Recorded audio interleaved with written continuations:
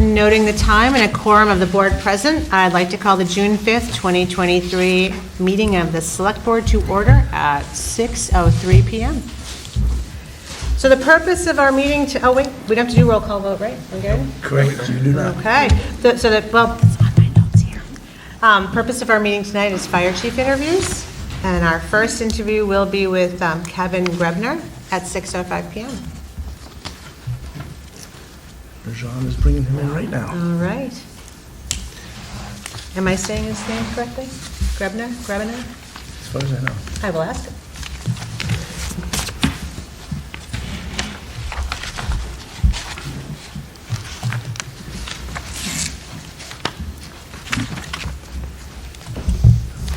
Welcome. Hello. Very well. Thank you. Very well. Nice to meet you, Kevin. Dave McKiernan. Nice to meet you, sir. Good to see you again, sir. Kristen Hilberg. Nice to meet you, ma'am. West Brooks. Nice to meet you, sir. Yes, madam. Nice to meet you.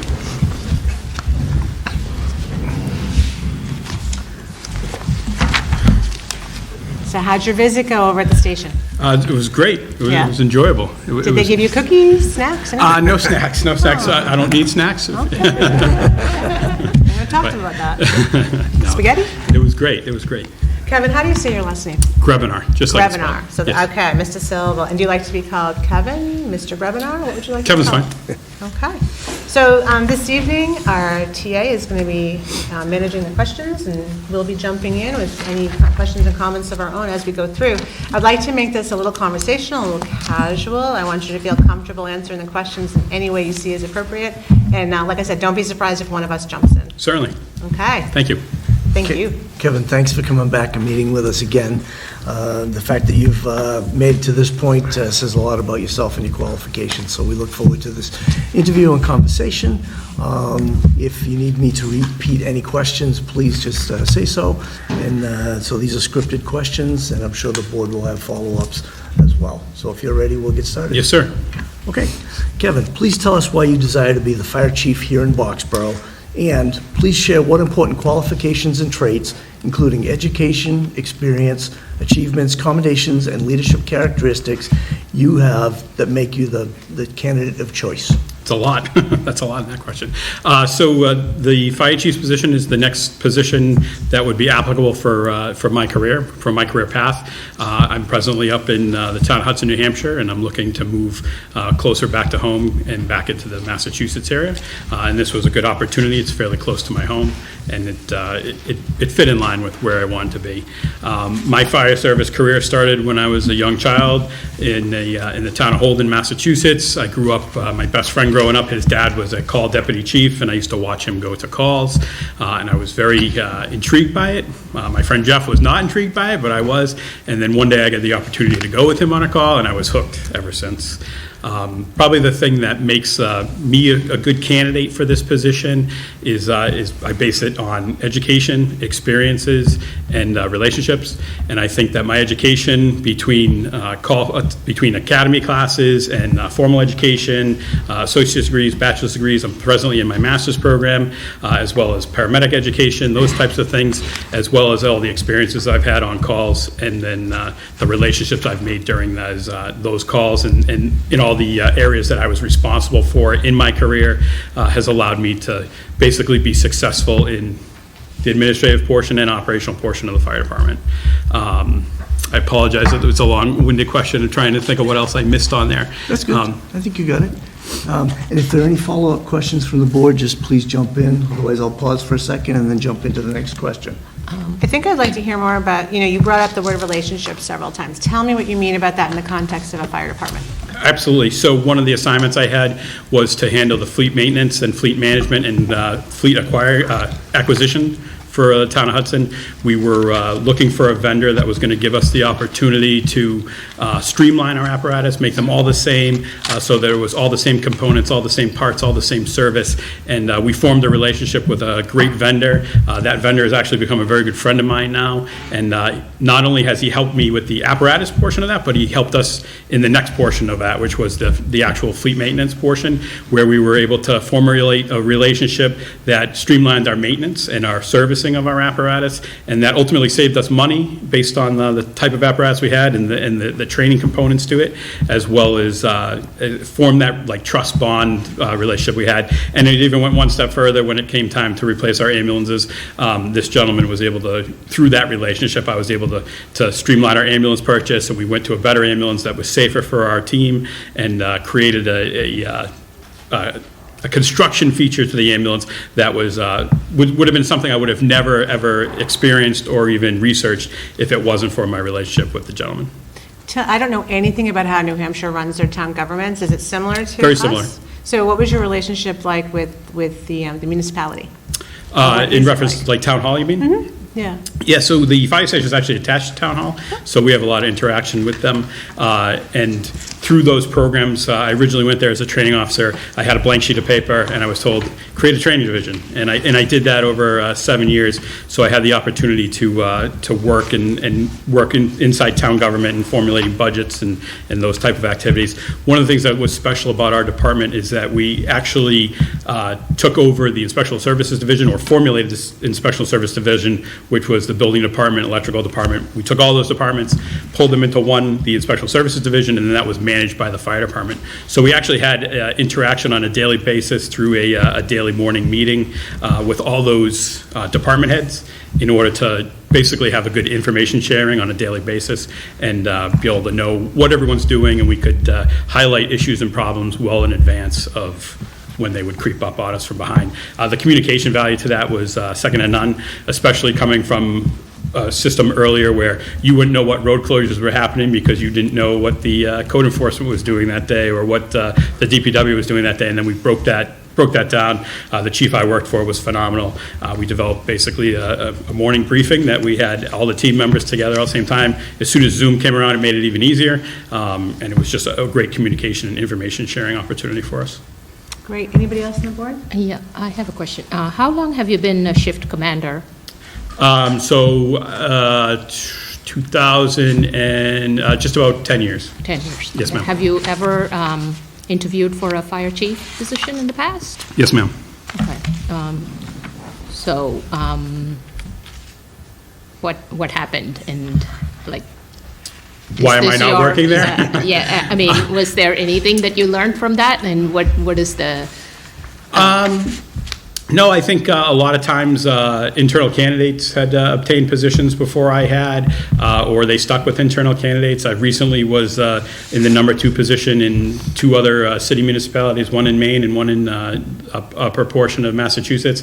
And when I asked for feedback from both mayors in those processes, they basically told me the same thing. They said, you know, the internal candidate beat you out. So, how many people are in your department? In our department, we are at 48, just about 70. And how many people on per shift? 12. You have some experience in other towns which are not necessarily that large. No. Because it's kind of like working in a small company versus a large company, and kind of where when you're in a smaller company, you take on more than that's just within, not just administrative. Can you give me are we diverging from this question? It's okay. Okay. I guess I'm just wondering, from your experience in some of the smaller towns, even though it was a bit ago, I guess, how can you give me, or can you help me understand why you prefer the small town over more of like the larger? Certainly. So I still currently am employed in a per diem capacity in the town of Sterling, which is almost mirrors Boxborough. One way or the other, you know, it should go either way, either side. But one of the benefits to a fire chief's position for me was that I wanted to get back into the administration where I had a greater impact on the overall organization. I have a fantastic impact on the 12 persons that are assigned to my specific group during my specific assigned 24 hours, and on the rare occasion when I'm working overtime for other groups.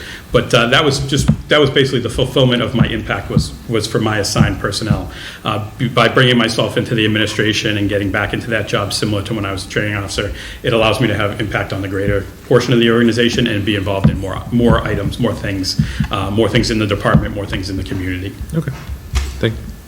Dave, do you have anything? Yeah, I'm glad you mentioned the Sterling, because I was looking at, first of all, I like your resume very much. Thank you. The way it's all laid out.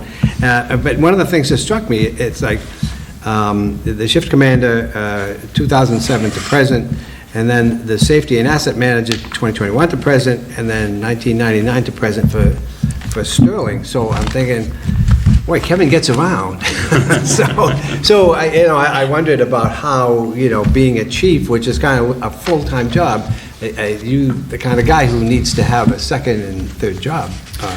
No, so I think I probably fall victim similar to any other firefighter that works 24-hour schedule. Is the opportunity is there to go do other things, so I participated in them. I worked in 2 safety positions, one for Sterling Concrete and one for LEI Corp. And I worked those jobs because it was interesting to me, and I was trying to find if there was a different path, if my fire service career was coming to an end, and there wasn't an opportunity for a chief's position or moving up in the organization. It gave me an avenue to find if there was something that I liked in those positions. Recently, I left that LEI position because about 8 months ago, I was asked by a very good colleague of mine to go to the fire academy and participate in the officer program. And that's not on my resume, but I work inside the officer development program, where we basically develop officers, new officers, lieutenants, captains, deputy chiefs in various levels of the fire officer program, strategies and tactics, all those types of training, safety officer, those types of classes. Is that at the one in Stowe, or? Yes, sir. Okay. At Stowe. I've always been a worker. My mother would tell you that. My wife would tell you that. I've just always been a worker. I always wanted to do something. Always felt like participating in Sterling. That's my own community. That's where I live. The way that I can give back, the only skill that I maintain truly is as a paramedic or a firefighter, and that's my skill. If I was a CPA, I would probably try and get on the finance board, talk and work on that. If I had a better ability to have good relations, maybe I'd be a selectman. I would try and give back however I could, but those are the skills that I maintain right now that gives me the ability to give back to my community. Great, thank you. Okay. Okay, Kevin, from your knowledge of the evolving fire and emergency medical services, how would you prepare the Boxborough Fire Department for long-term viability and service to the community?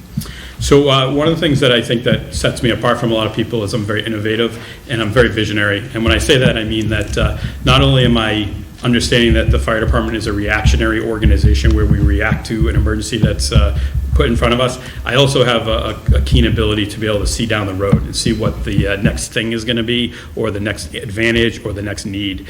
And as I can see down that road and manage those projects and figure out where everything's going to go, I'm able to be detail oriented enough to be able to see what the roadblocks are going to be able to avert those roadblocks, and then be successful with the team as I move forward.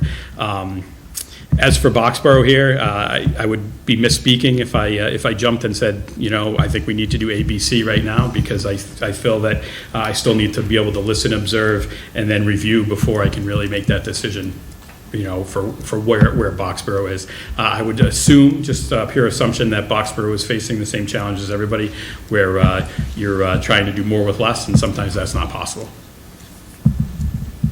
Does anybody have any additional questions? No. Okay, thank you. Okay. Just to frame, I guess, how we got here and what tonight is about, I drew the short straw, I guess you could say. I'm the one that gets to read the questions, but the voters are to my right and left, so they're the ones who are actually going to be deciding what happens after tonight.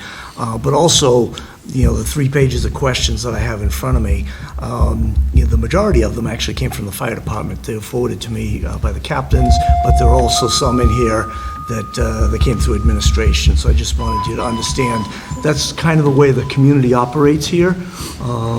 These folks are the decision makers, but we wanted the operations folks, specifically the board did, to have some input on the type of questions that you would receive and how you went through them. So anyways, they're here listening unless they get called out, looks like they're back. But the decision makers will be paying close attention to your answers to my questions as well as their follow-on questions. So Kevin, what have you learned about the Boxborough Fire Department that makes you most excited about the opportunity to be the next chief? And what is the one area that you believe needs attention upon commencing employment? So I think that there's a lot of challenges to Boxborough, and I don't mean that in a negative fashion. That's a positive.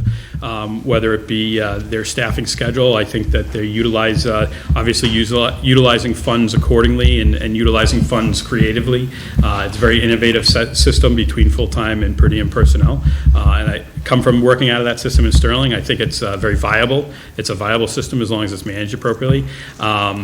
There's some challenges to the fire station, obviously, and the location to it. There's challenges in the community in reference to the water system. I am aware that there's a municipal agreement that's commencing with the town of Littleton in order to bring some water to the north side of town. And those are all some long-term challenges that I look forward to and look forward to the opportunity of participating in.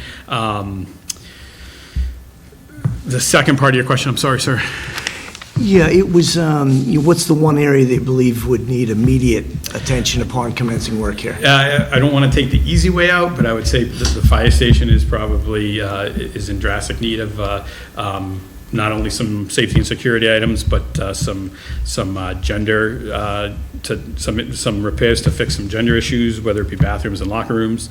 The challenge over at the fire station is also going to be the replacement of equipment. The equipment is not getting any smaller these days, and to pay more to fit a piece of equipment into a specific size box is just going to get more and more expensive and make stuff not as functional moving forward in the future. I am going to beg your pardon. I heard all challenges. What are you most excited about? I'm sorry. I'm excited about those challenges because I'm one of those people. Like, I get excited about the opportunity to have a challenge and then figure out that problem and work through it. I can't tell you. You're supposed to tell us we're pretty.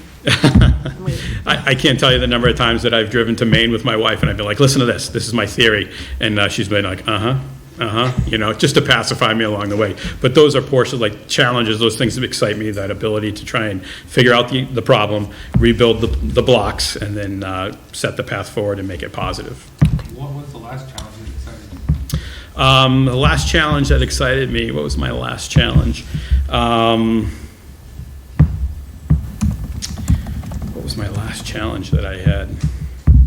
I did a lot.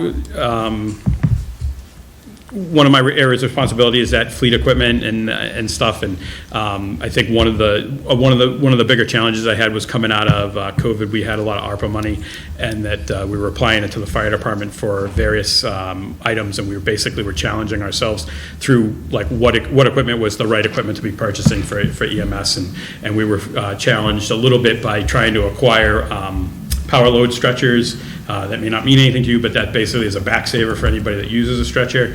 And we were probably fighting through that challenge and justifying that based on our staffing and stuff. It was sometimes difficult to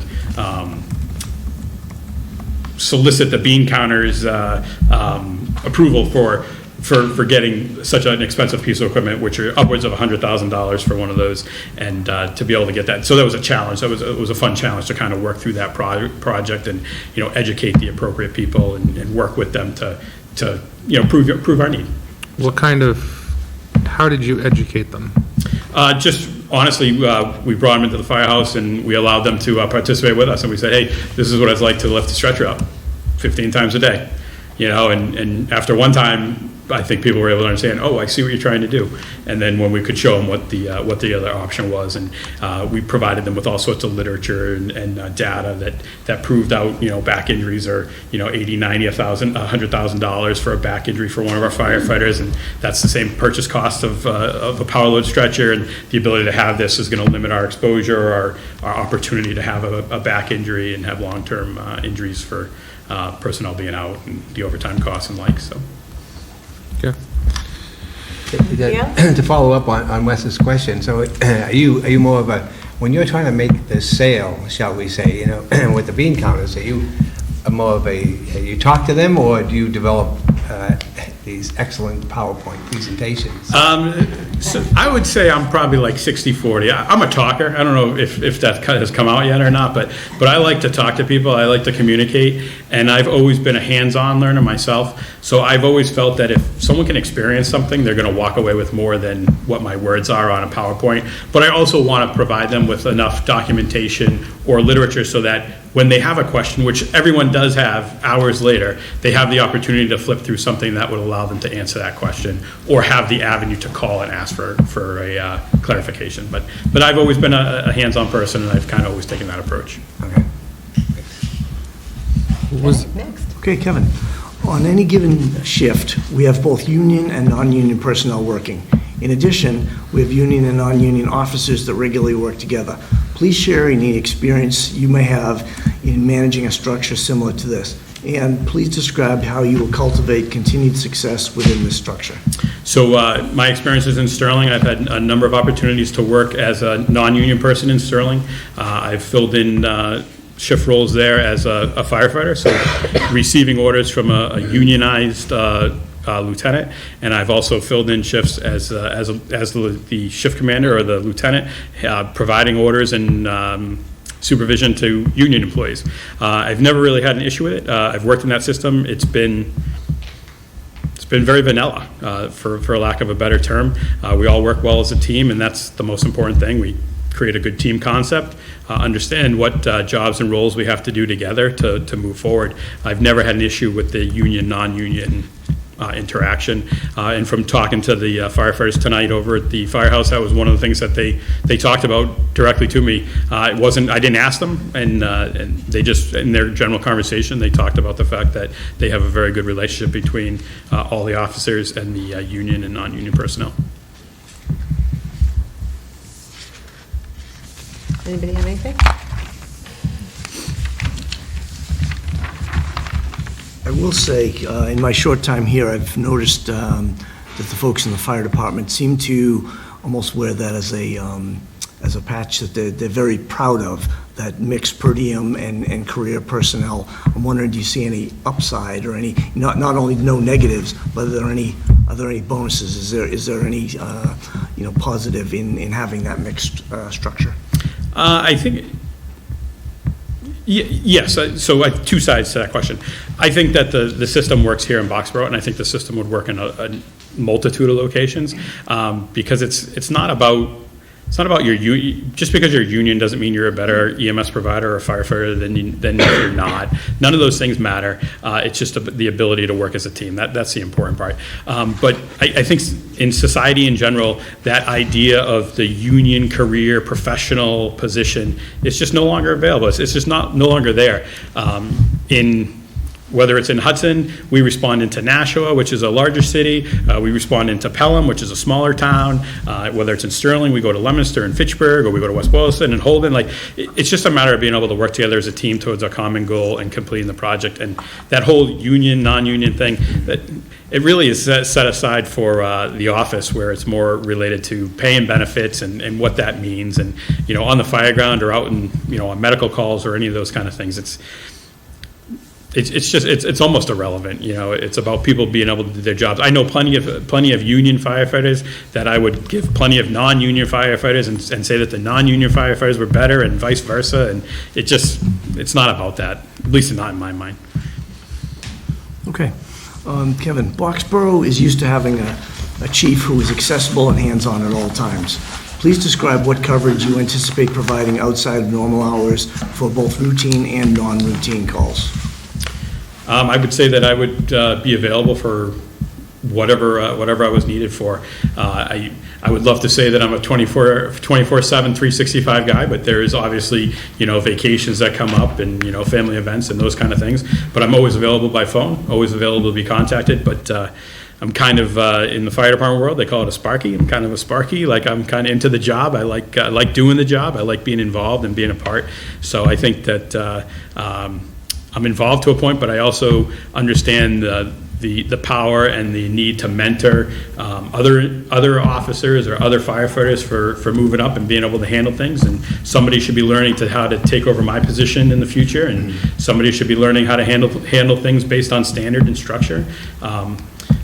So without saying that I'm going to be here every minute, every day, I think I'll be here probably every minute and every day. I will always be available in some capacity, and if I'm not available, I will make sure that the right system is available to anyone that has a question or a need. Anybody want to add to that? We're good? Okay. I think it's it's impressive now how Boxborough is now. The two captains, just from, I'm sure they fact-checked me, I fact-checked them, those kind of things. No one has anything bad to say about the two captains and the other officers that are here, the two lieutenants. So it seems like the leadership's really strong, and they have all the capability in the world. And, I've always been one of those people that trust my subordinates, and I trust them to make decisions, and I trust that they're train them and educate them appropriately, and I'm sure they'll be fine. Okay, great. Kevin, please describe your plan to get to know the personnel of the Boxborough Fire Department. So like I said a couple minutes ago, I'm a talker. I intend to be talking to a lot of people. My goals I have a 180-day plan. My plan over those 180 days is to basically listen, observe, and review, get to know everybody, talk to everybody, give everyone the opportunity to have access to me, not even just the fire department, but also throughout town and the community, as well as town hall and police department, what have you. But that would be my plan, is to basically be accessible and be open about myself and communicate with them,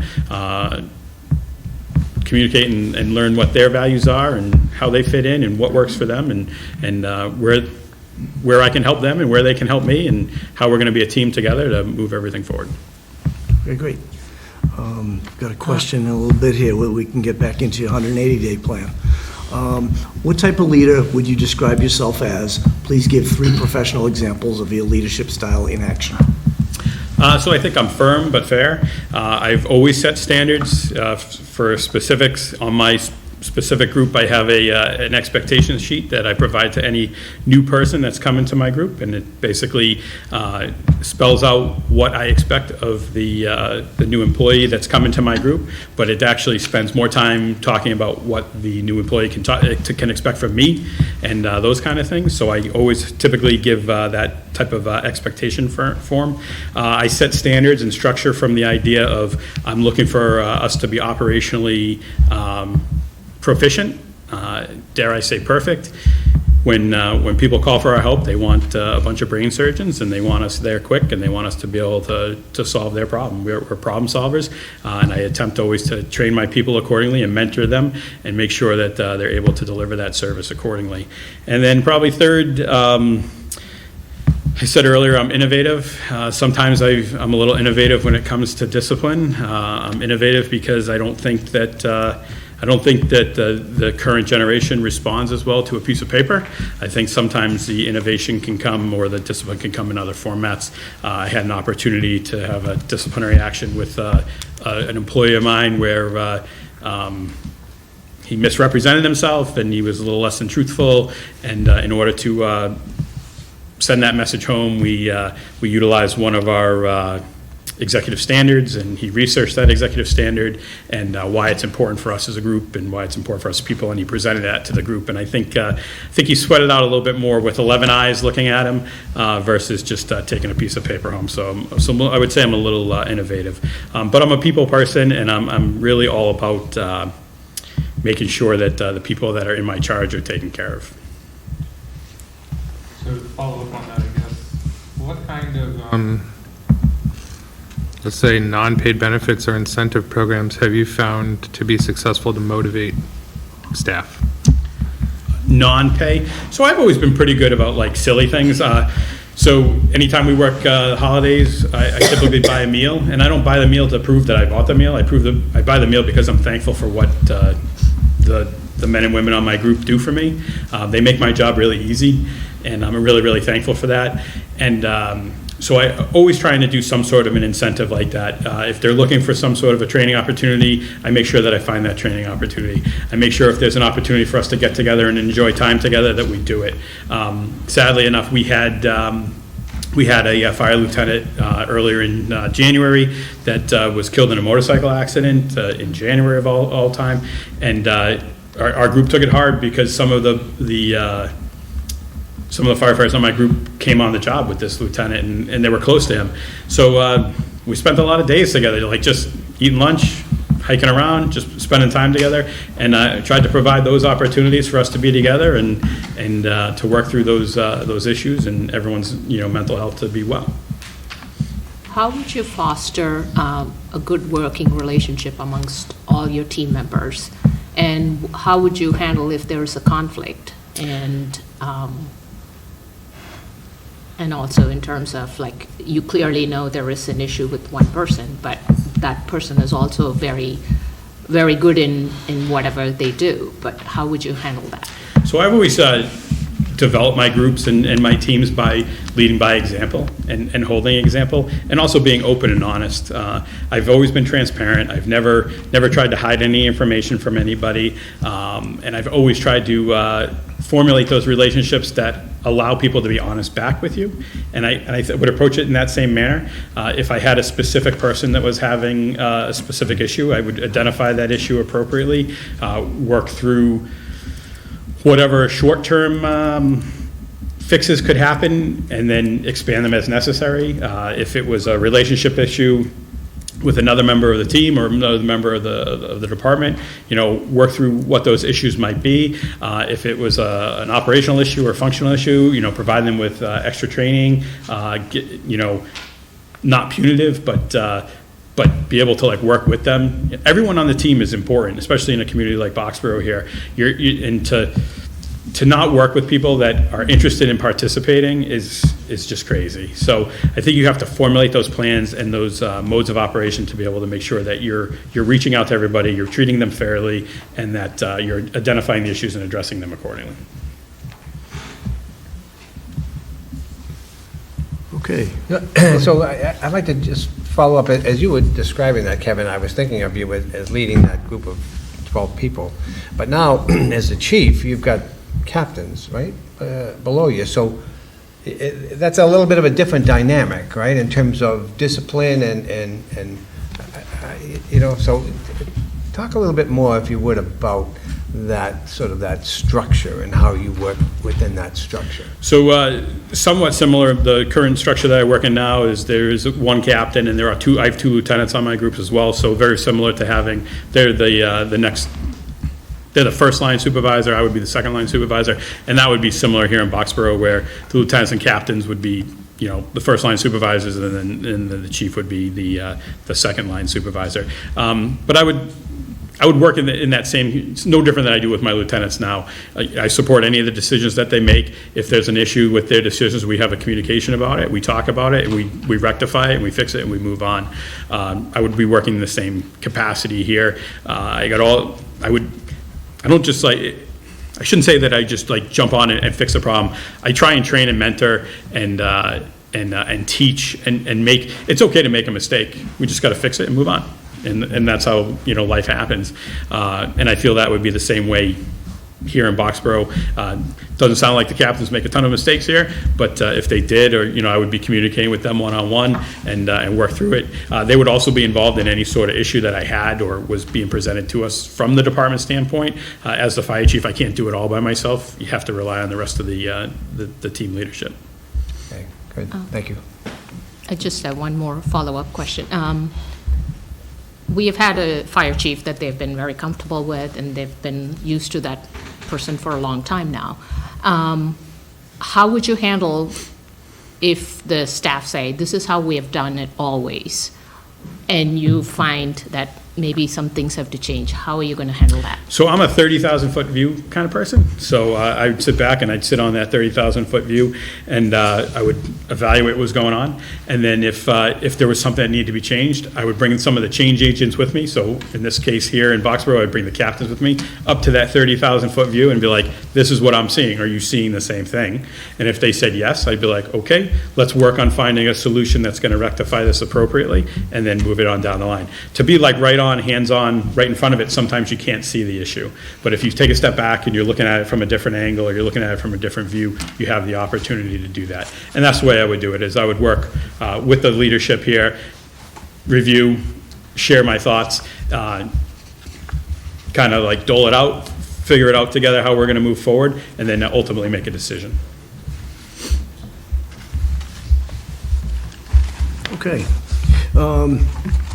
As I said, we'll get back to your 180-day plan. So, based on what you know about Boxborough and our fire department, please describe your strategic plan based on the challenges and opportunities at hand for your first 6 months on the job. Thank you. Wow, that's a lot. I can repeat that if you like. No, I haven't. So I would primarily focus on listening, observing, and reviewing, and then basically utilize that 30,000-foot view of seeing the operation, seeing how everything works, and then working with the leadership and the organization as a whole in order to develop a plan that's going to help us move forward. I don't think it'll be rapid, but it will be a development of identifying issues if there are any, identifying possible rectifications if there are any, and then and moving off on the pushing forward on the plan. Outside of the fire department, I'd be working obviously with the town administrator in the office, the select board, as well as the various department heads in order to get a true understanding of the community and the fire department's relation to the rest of the community, and then sharing that information with the team as well at the firehouse, and then putting that into the strategic vision of the entire fire department, garner the acceptance and the support from it internally and externally, and then move forward accordingly. Based on where you are and your plan and where you see the Boxborough Fire Department right now, where do you see it in 6 months from now? If you were to be offered the position. If I was offered the position, I don't know, any sort of vision for the future, or any sort of development of a plan is unable, I don't care who you are, is unable to be developed on day one. It just doesn't make sense. You have to be able to review the good and the bad of the overall operation and the administrative portion of the department, and then formulate your plan from there. So I would say, rough guess, without rough guessing it, I would say that we're starting the communication as to, hey, this is what I've seen in 6 months. How can we fix, what's the low-hanging fruit that we can fix easily? What's the more strategic level items that we're going to have to start planning for in the future? What's the vision look like for the next year, 3 years, 5 years down the road? Where do we want to get to, and how are we going to get there? How are we going to fund it, whether it's through tax dollars or whether we're going to look for grant opportunities or private partnerships? And just basically starting to develop that plan.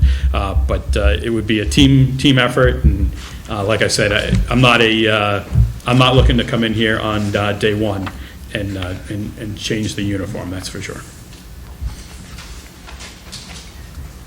Anybody else? Could I just add, you mentioned the word grant. So, have you had any experience Yes, writing sir. grants? Okay. Yes, sir. So I wrote 3 different grants for 12 total firefighter positions, which was just over $1.2 million. I had an opportunity to write grant to replace all the SCBA cylinders and harnesses and stuff, which was just about $400,000. Also had an SCBA compressor in there as well, and then I also had a radio grant, which dealt with radio infrastructure through the entire community. Not the handy talkies or the mobile radios or anything like that, but it was all microwave technology, towers, and that kind of all the guts, all the behind the scenes stuff that work in a radio system, and that was almost $1.6 million. Are we talking New Hampshire or Massachusetts? It was in New Hampshire. Okay. But it still came from the same federal government that would supply it to you here in all right. Massachusetts. Okay. Thanks. Okay, Kevin, please share a management decision that you've made that in hindsight you would have made differently, and why. What did you learn from this? A management decision that I made was when we transferred to we changed our deployment model from engine ambulance response to a squad ambulance response, where we would take we would lessen the use of our engine apparatus, because the engine apparatus for maintenance, fuel, brake pads, brake parts, service items was much more expensive than utilizing a smaller squad unit, which is like a F550 type unit. So we changed our deployment model, changed our staffing around, and ended up deploying that type of response versus putting the fire engine on the road every time. The plan worked extremely well. It saved us an absorbent amount of money in fuel and in maintenance costs, and that was the positive. The negative to that was when we designed that piece of equipment that we needed to build for that squad truck, we designed it in a manner that I wanted it to work a certain way, and it didn't work that way. And I would have redesigned the chassis differently. And my response to fixing that problem was that when I've since bought the next one, we changed that design, which has increased our efficiencies even more. So so that was a project I was managing, I was responsible for. Basically, I put a 4-door cab on something that I only should put a 2-door cab on something. And that sounds very, very simple at the overall at this layer right here as I talk to you about it, but for the operations for our people and how it was easier for the firefighters to work out of it, the 4-door cab was not as good as the 2-door cab when we changed that model. So with my response to fixing that issue was I identified that issue through the help of a lot of people when we went to build a new one, and then when we built the new one, it was identified and worked out 100% better. All right. And what lesson did you learn from this? I just learned that I didn't need to stick to my guns on that. I was really set to stick to my guns based on I was trying to get more, what I thought was an easier workflow, and it just, I didn't have the experience working with it to truly make it. I didn't have the experience working with it to say, hey, this is the right way. It was a theory that I had, and I learned that theory just wasn't right. And then after having the opportunity to work with it, I was able to fix that process. So what I heard you describe is more of what I wrote down, a tactical problem versus a management problem. But then you kind of circled back to it. Were you getting feedback? Like how did you manage the reaction, whether it was response time, efficacy? Yeah, so I would say the way that I managed that after all on the repair side of it or on the fix side of it was that we had a lot more conversation with I was never assigned to that piece of equipment. So the people that were assigned to that piece of equipment, we had a lot more interaction, a lot more conversation with about changing it and fixing it. And so we managed it that way to basically say, hey, we're trying to make this more conducive for you. We're trying to make this workflow better for you. You know, what's your opinion? And their opinion was to go back to that single cab setup, and ultimately it worked, like I said, 100% better. Thanks. Anybody else? All right, we're on page 3. Okay, the next one is a 3-part question. All related to you as a chief. I'll give it to you one part at a time. Thank you. Please describe what you believe your role is as a working, strong chief in the town of Boxborough. I would say my role is to fill in the voids, fill in the gaps whenever I need to. My role is obviously the head of the fire department, and to command and control, set policy, manage budgets, do all those fire chiefly-like things. But in a time of need, to whether it be pull a hose line or work in the back of the ambulance or provide first aid, do all those other things. Do those things that other working individuals are doing on the fire ground or on the scene, and basically fill in the gap when necessary. Okay, part 2. Please also share how you plan to be successful in balancing the role of chief of the department, building relationships and working with your staff in the firehouse, as well as being a key member of the town administrator's operations team. I think it's just being present and being honest and open and maintaining integrity and being that team player. I have a lot of skills, not just in the fire department, but in other leadership type roles and management type opportunities. So to be able to share my abilities with the rest of the community and the department and, the department heads is one advantage. And then inside the firehouse, the opportunity to lead a great group of individuals and make sure that they remain part of the organization themselves too, and just keep developing the team and making sure that as a team we're being successful and meeting the mission of the community. I have a quick question on that. Mike was saying being a key member of the town administrator operations team. Have you ever had any issues with the operational team that you work with? No, ma'am. Now, any issues with boards, commissions, like finance committees, boards? No? No, ma'am. I have one other question relating to that. How will you balance between working with the board and working with your team? The team might want something, which you might not get it from the board. I mean, obviously, there's budgets and things like that. They might truly believe that that is something that they need, but it might not come to fruition. How will you manage that and prevent negativity? So I think it's about being transparent and making sure that everyone's educated. It's making sure that you're communicating, you share information, and that goes on both sides. So if the fire department comes to you and we're looking for something, or how to complete a task, or we need a different equipment, or we need manpower for certain items, that's our job to make sure that we're being transparent with you and that we're educating you accordingly and making sure that you can see what we're trying to present. And if you're not able to see what we're trying to present, we need to readjust ourselves, reset our compass, and make sure that we're addressing the issues to maybe fill in those voids. Sometimes you're not going to be successful, and that's true. And if you're not successful, it's going back to the team and being transparent and saying, we're not ready for it right now. We're going to keep plugging ahead and moving forward, and we're going to keep gathering data, and we're going to keep gathering examples and keep bringing it back as we have to kind of prove our need and prove our mission. I've never been a supporter of an organization that comes in and says, we need 4 new people, and we'd like to do it on the SAFER grant, and they say no. And then you don't see it in the budget request again, and you go, well, I thought you needed 4 more people. Like, what happened to that? So I've never been a supporter of that system, and I think that if you truly need something, I'm not a waster. I don't like trinkets. I like to be able to say, I like people to be able to take me at the word and say, hey, we need this to do our job better. I want people to be able to say, if they're asking, then it's a need. It's not a nicety. So. Okay, and the third part of this question, again, back to you as the chief. Additionally, how will you handle the delicate balance of building trust with your team of first responders and carrying out your responsibilities as chief on the management side of labor relations and at the negotiation table? So again, I think it's about honesty and transparency, and being open and honest and transparent with your subordinates. But at the same time, too, the community's paying me to do a job, and I have to make sure that I'm meeting the needs of the community and doing that job accordingly.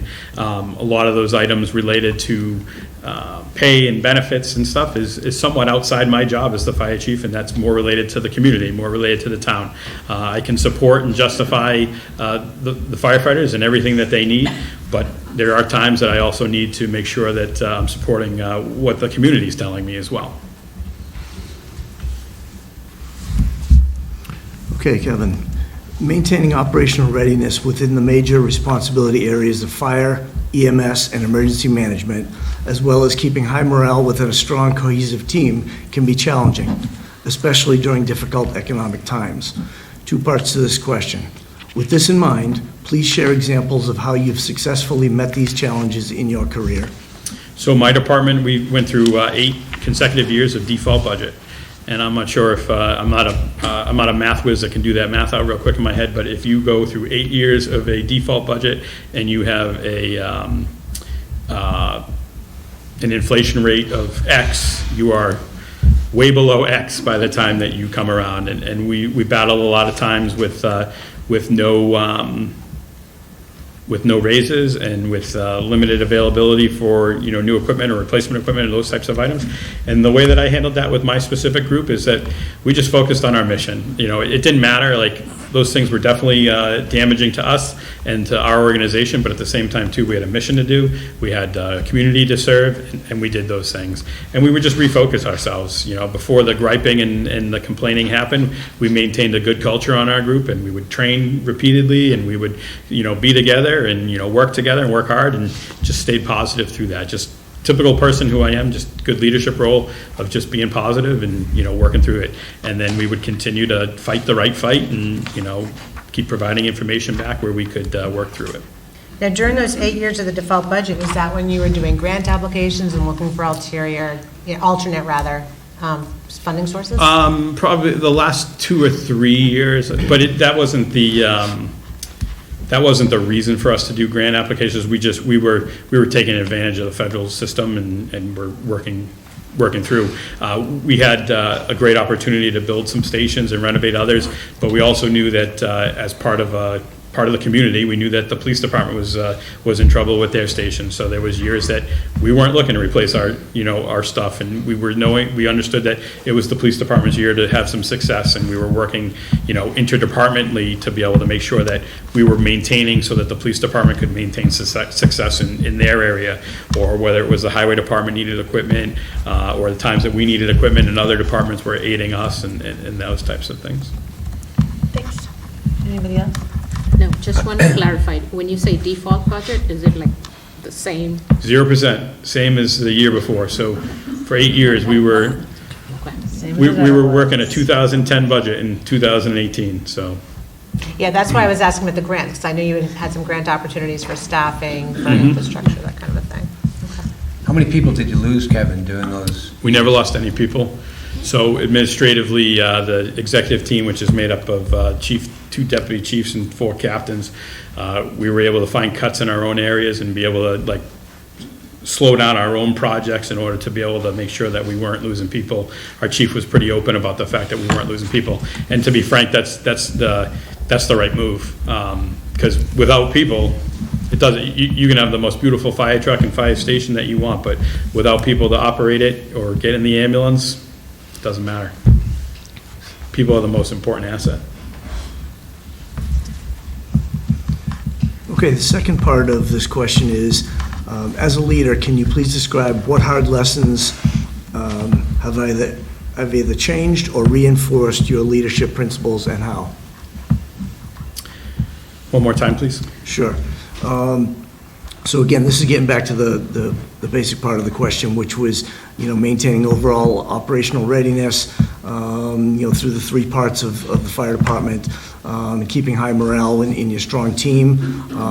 Through this, as a leader, can you please describe what hard lessons have either changed or reinforced your leadership principles and how? For example, going back to the 8 years of zero, no increased budget, what's changed in your leadership model or your thinking and your approach? I won't use that example, but I think I would use a little bit of COVID and just a little bit of society changes of recent. We don't have people that come to the firehouse anymore, who come into the fire department and stay there for 20 years and 25 years. And done in your department, and then they're going to move on, and they're going to look for the next thing. And it was some of those little changes. So I think as a leader, I started to utilize people more to be able to try and take advantage to what they had to offer sooner and quicker, and be able to see what their impact is. Two-sided, selfishly, to try and convince them that we're a good team and we want to keep people here, and hey, this is a good organization, we want to keep good people here working, and to try and encourage them to do such a thing. And then on the flip side of it is to try and not only mentor them and train them, but to give them everything that they could want out of our organization at the same time. So I think as a leader, I got myself a little bit more involved with people. I was always very involved, but I think I got even more involved because just the generational difference, not bad, not good, they're just different. There's just some generational differences. And I don't mean that by age generations. I just think society today is just different.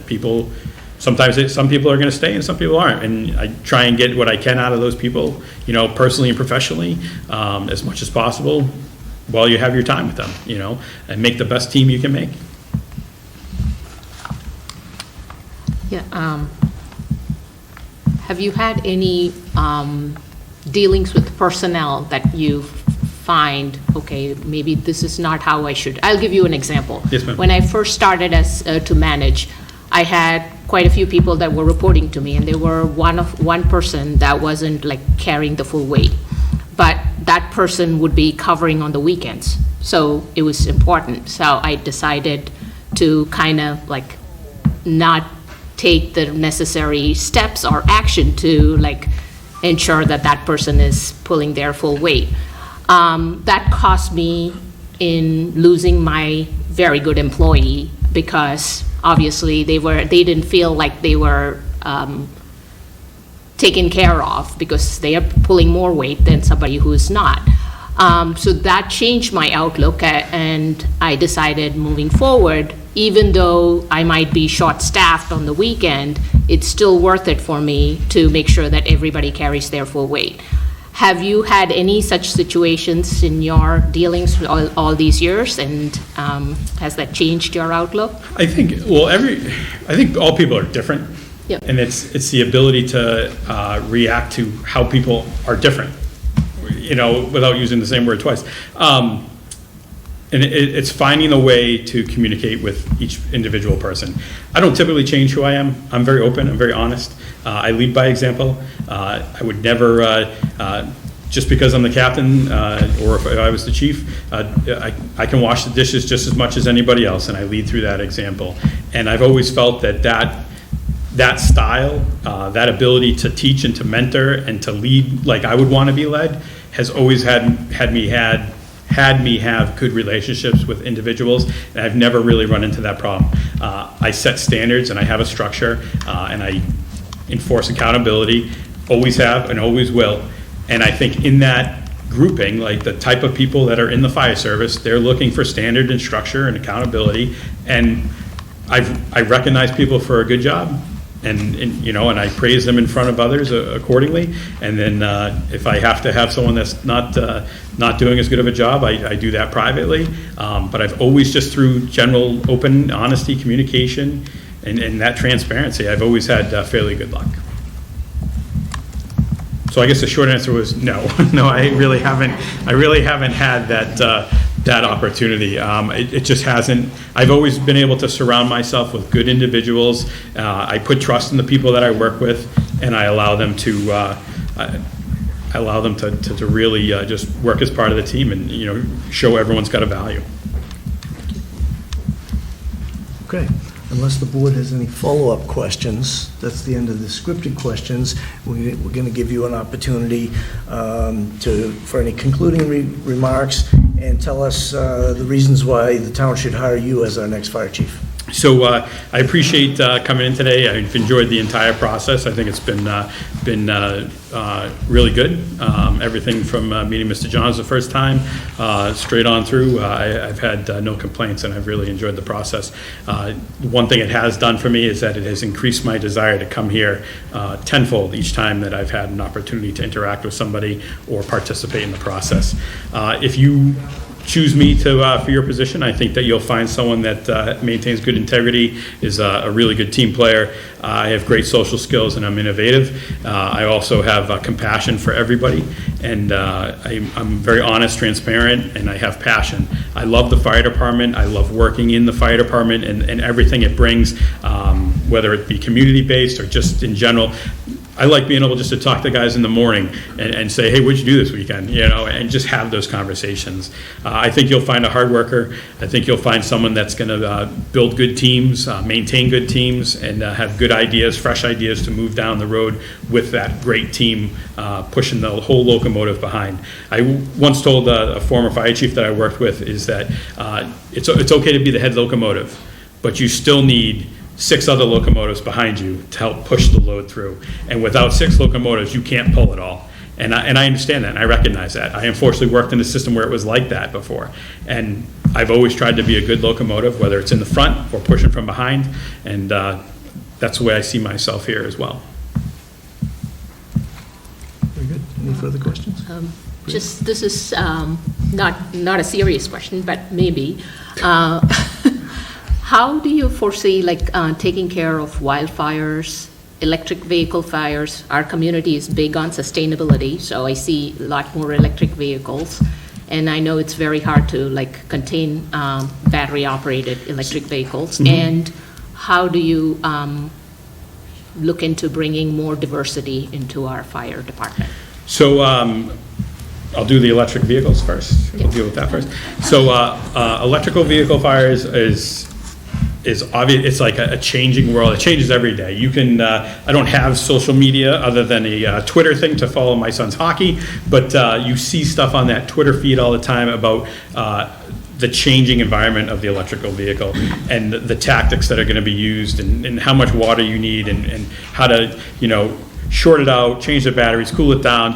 There's all sorts of different tactics, and I think, me personally, I'm watching it like blow up into this big thing, and I'm waiting for it to like, okay, quiet back down and like kind of come down to, okay, this is the true information, and follow that information. There's stuff all the way, crazy stuff from blankets to copious amounts of water, floating it, like there's all sorts of crazy tactics out there. Thankfully, I've never had an electrical vehicle fire yet. Hopefully, maybe I never will, hopefully. But there's all sorts of things. I would say I would be paying attention to the research on it. I would be paying attention to what the latest trends are out there, what's available through the training academy in Massachusetts, the National Fire Academy, and paying attention to all those things. And also just researching the department itself. There may be somebody that's in the department that's doing good research or has experiences with it being a per diem mixed department, like all sorts of other opportunities for people to have experiences, feed off of that opportunity. As for diversity, I've never had an opinion or a care about somebody's gender, somebody's race, somebody's sexual orientation. I've never had a care about any of that. All I'm caring for is someone that's going to be a good member of the team, participate in this job, and want to do it. I'm open to anybody. I know in my own community where I am now, we had one of the biggest challenges we had a lot of a Muslim community that moved into a section of town, and we were responding to medicals there, and that's a whole new thing for us. We're generally white men responding to aid a Muslim woman, and like that was an educational event for us to be able to say, what's the right thing to do? How do I respond appropriately? How do I respond, how do I communicate appropriately? And we found the greatest resource for us were the high school students. And the students that were their children that were in high school and at our high school, and we were able to interact with them and say, hey, listen, what am I supposed to be doing? I want to make sure that I'm being respectful to you and your parents and everything like that. And we utilized that as a training opportunity, and was a good diversity setup for us. But in regards to bringing diversity into the firehouse, I welcome anybody, and I would encourage anybody to participate. It's a great department here. It's a great service. It's a great opportunity to serve your community, and I would never shun anyone. And wildfires? Oh, wildfires. Give me a little bit more on your wildfires question. We have a lot of them in Boxborough like every day. Yeah. You have We don't, but we've been having lately in Massachusetts. So people are concerned about wildfires, and my own opinion about wildfires, and I can speak to my own yard, is fact, if you remember, we had a large ice storm back in 2008, and all this dry material is on the ground, and there's unfortunately nobody out there with a chipper, chipping up that material. And now the wildfires right now, even though it's the green season, we have down material that's been sitting down for 10 plus years, and that stuff burns, and it burns typically top of the ground fire, so it's not getting in the ground, which is positive, but those are definitely hazards that are out there. My suggestion would be try and encourage people to, chip their brush, get it out of the way, get it away from their house, that kind of stuff. But unfortunately, I can't stop the wildfires, but just have a quick response. So I'll do a horrible plug, and I'll say, with the advantage of more manpower, they'll be able to respond quicker, and they'll be able to get on the scene and activate fire control faster and those kind of things. No, with our water, I was more concerned about that. Yeah, all the water in this community right now has to be tankered in, and that's a matter of with one 3,000 gallon tanker and a bunch of 1,000 gallon engines. It's a matter of calling mutual aid fast and making sure that you maintain that resource here accordingly, having good relationships with the communities around you. No one will ever get mad if you call them and then you send them home. Like no one, whether it's in Boxborough or the next town over, if you call for help and you don't get utilized, you turn around and go home. All right. Well, thank you so much for coming in tonight. We Thank you. appreciate it. I appreciate it. I look forward to the next portion. Absolutely. Thank you. Thank you.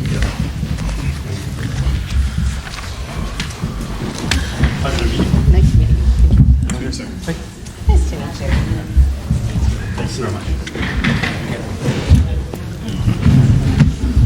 Good. Well, I'd like to meet David. Nice to meet you, Lau. Good to see you again. Hi, I'm Kristen. Nice to meet you. Yes, very nice to meet you.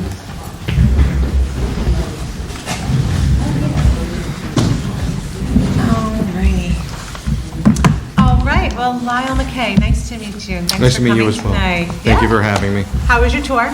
It was very nice. Did they give you a snack? I have not had a snack yet. All right, well, neither does the other guy, so, all right, we're all fair. I just want to make sure everyone was being treated fairly. All right, so tonight, Mike will be asking all the questions, and I do like to make this conversational, so the rest of the board will be jumping in with their own comments and questions as we go.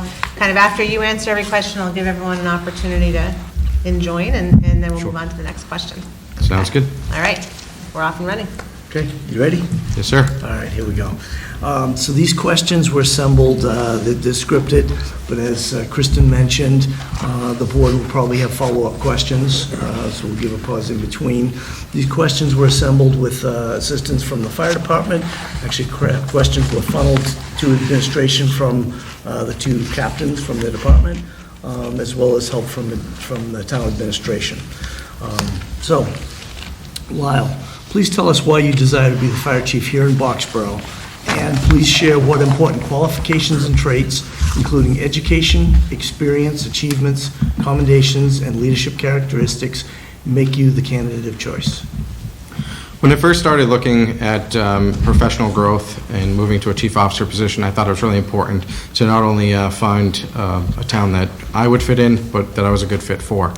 My experiences in the last few years have been in a smaller town. The town of Marion has striking resemblance to the town of Boxborough. The call volume is relatively the same. The staffing model is somewhat similar. The resident population in town is pretty much the same, as well as the size of the town. So when I started looking and I found Boxborough as an opportunity and I saw those similarities, I thought that that was a good fit for me, and looking at the way that the department was planning to go, reading through the town report and seeing the direction that it was going, that I would possibly be a good fit for that. I have 18 years in the fire service as a certified firefighter, 16 years as a paramedic, 18 combined as an EMS provider. I have an associate's degree in fire science with a bachelor's degree in fire administration that I've recently completed.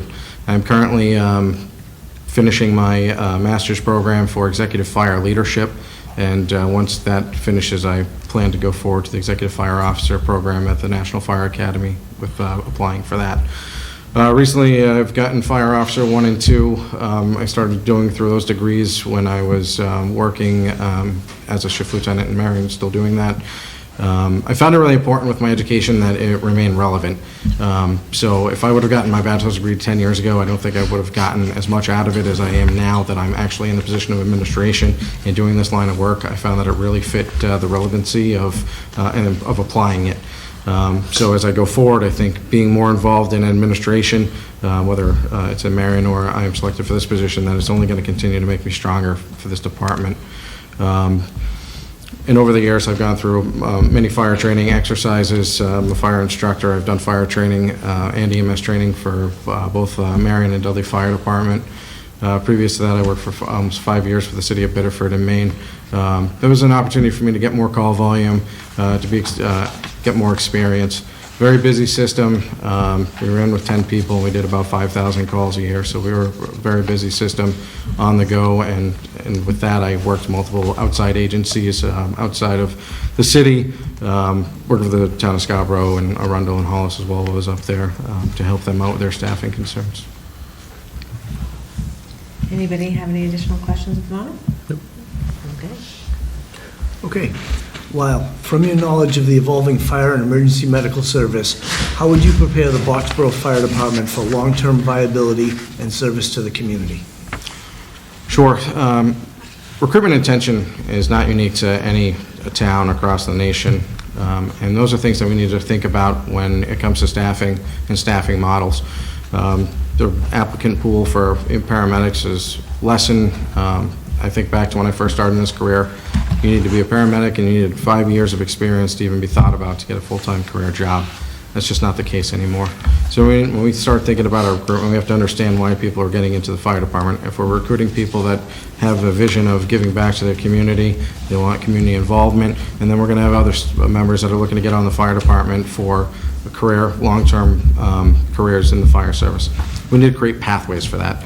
If we don't have pathways, and this is something I see in my current department, is there's no place for them to go. We train them, we invest in them, and we don't get the return of investment because we haven't come up with career pathways for them.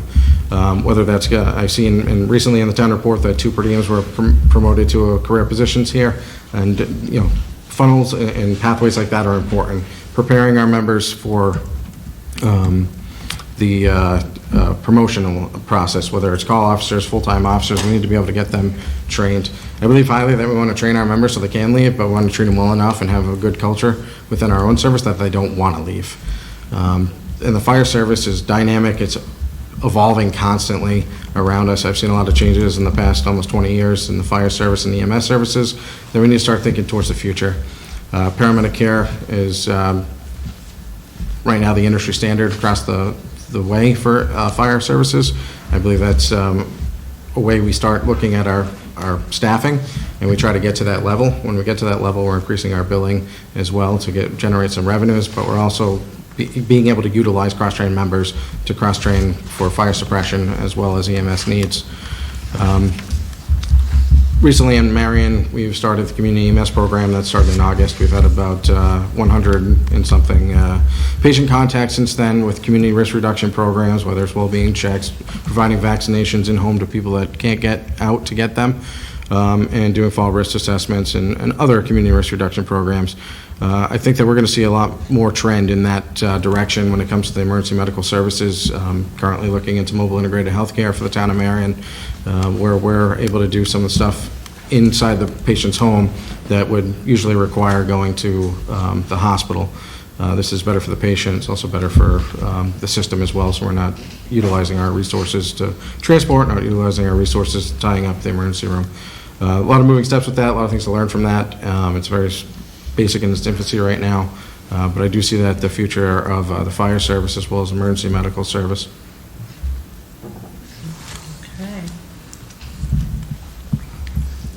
Could you provide some examples of the services you provide in the homes? Sure. So some of our programs are fall risk assessments. We meet with patients. We use the CDC STEADY program. They have a checklist of everything that we can go through. We can understand if they are a fall risk.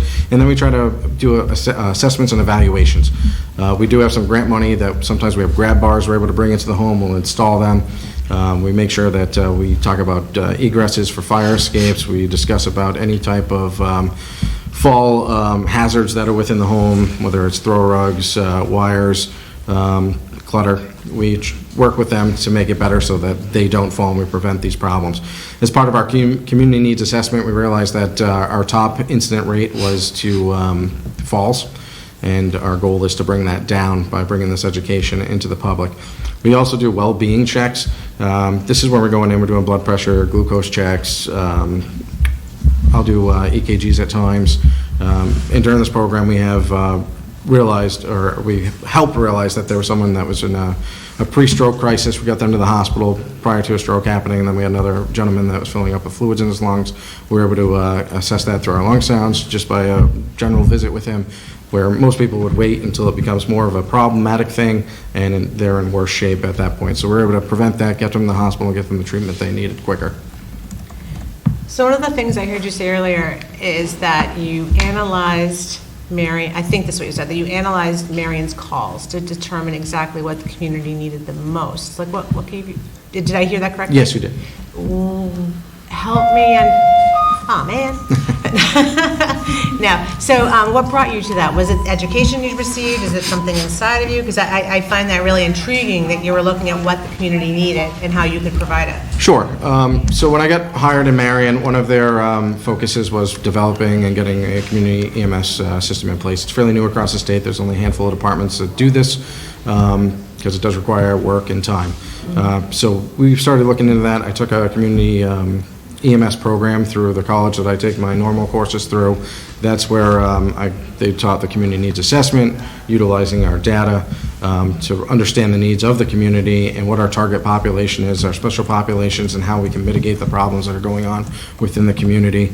And to expand on that, when my bachelor's degree, I've taken community risk reduction programs, fire prevention programs, that helped develop and help me understand how to develop and evaluate the programs that I've developed. So if you were the chief, is that something you would delegate to somebody else in the department, or is that something that you think is the chief's job to understand? And maybe the department already does this. This is a point of ignorance for me. So, looking at the information that I've seen in some of the town reports, they're doing a lot of these programs. So they have a lot of programs that could be expanded upon. I think that, committee is important when it comes to the fire service. I think everyone having a seat at the table and being able to be involved in these projects makes things more relative, because then we can find out from different people, like, I may not be out in the streets all the time on these calls. One of the benefits that I have now in my full-time job is I am in the streets all the time, so I know what's going on. So to be able to meet with the members that are actually out in the streets, going on these calls, understanding the population and what kind of issues and emergencies we're dealing with would be an important aspect of creating a program like that. Okay, I'm not sure if you answered my question. Is that something you would delegate, or and you would manage, or something? Because what I heard you say is that right now you're on the streets, you're doing. Right, so to answer your question, yes. How would you manage that? Correct, it would be a delegated, like I said, I think a committee-based would be best, but it would not be 100% under the fire chief to be completing that task. No, I find that really intriguing. Thank you. Anybody else before we move on? Okay. Okay, Lyle, what have you learned about Boxborough Fire Department that makes you most excited about the opportunity to be the next chief? And what is the one area that you believe needs immediate attention upon commencing employment?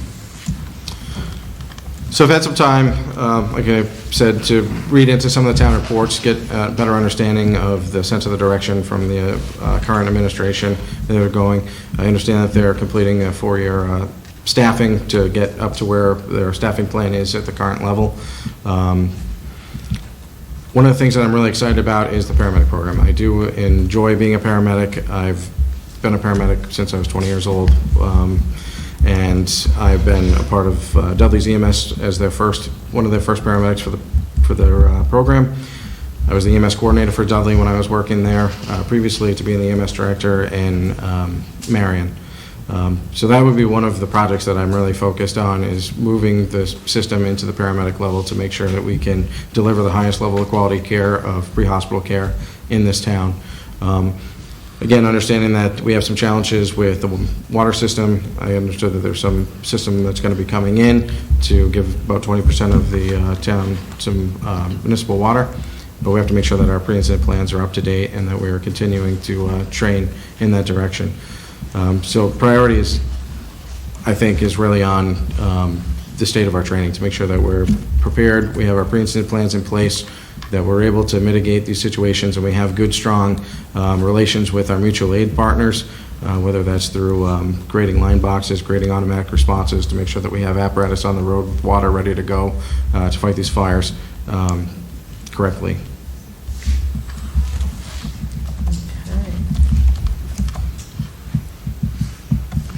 Okay. On any given shift, we have both union and non-union personnel working. In addition, we have union and non-union officers that regularly work together. Please share any experience you have managing in a structure similar to this. Please describe how you would cultivate continued success within this structure. I've been a part of multiple combination departments. Dudley, when I was career there, was a combination department. I was the EMS coordinator for that, so there was some challenges at times between the per diem staff and the career staff when it came to administrating some of the EMS needs. Currently in my department now, we are non-union. We do have 3 full-time employees. The rest of the department is per diem. I think an important factor that we need to take into place is understanding that we all share the same mission, vision, values, goals, and objectives of the department. And we need to be all on the same page of understanding that when we're working together for the same principles, even though we may have different labor groups that we're working under. Training together is key. I've had some unfortunate things happen in the past where I worked for other departments where the union department didn't train with the career department, with the call department or per diem department, and it just drew a line, and it's not a good work environment, especially when we're here to work together. This is a dangerous job. We need to make sure that we can trust each other. We need to build trust through relationships between all the career and per diem members, as well as the call members, the different labor groups.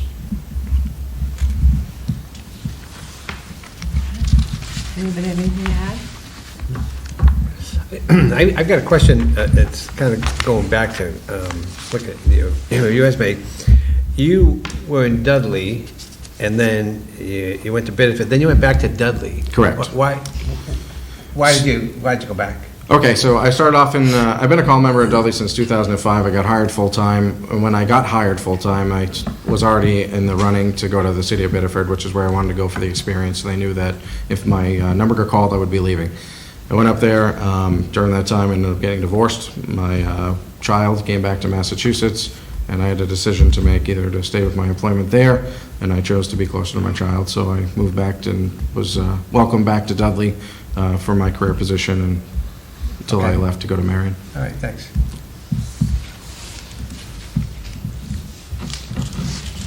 Okay, Lyle. Boxborough is used to having a chief who is accessible and hands-on at all times. Please describe what coverage you anticipate providing outside of normal business hours for both routine and non-routine calls. So I think it's important for the fire chief to be available to the public, to the department members in times of needs. I currently don't have any other employment outside of what I do for my 40-hour work week. I'm accustomed to working Monday through Friday. I currently work 8 to 4. My distance to my job now is actually an hour and a half each way, so I don't have the availability to go back, but I'm always an open door when people call me and need information or need me to complete things from my home. And then if I needed to fill shifts, I would go in and go fill them for them. As being the fire chief, like I said, anytime that there's an incident that needs my attention or they feel they need the attention of the chief, I'm willing to be available to answer the phone, to come in. I'm currently about 30 minutes away from the town, taking my time getting here. So I will be available to come back during nights and weekends outside of normal business hours, and to be available to the community as needed.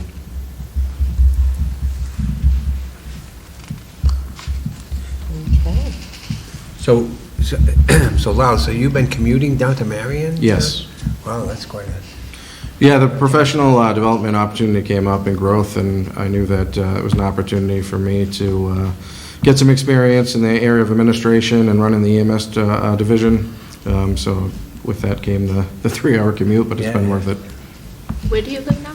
I live in Oxford.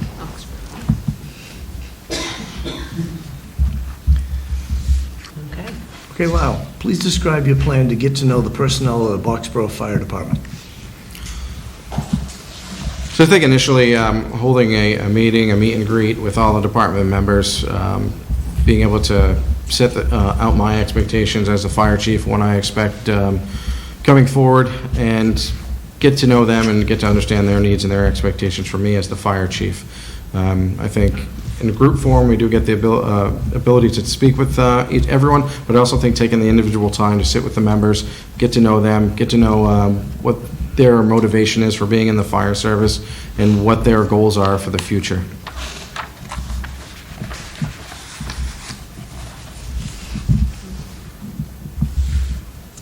Okay, Lyle, what type of leader would you describe yourself as? And please give 3 professional examples of your leadership style in action. So I think that leadership in the fire service is quite dynamic. It's constantly changing. We can talk about autocratic, democratic, laissez-faire, and also transformational. But we have to think about the people that we're working with and the situations that we're working in.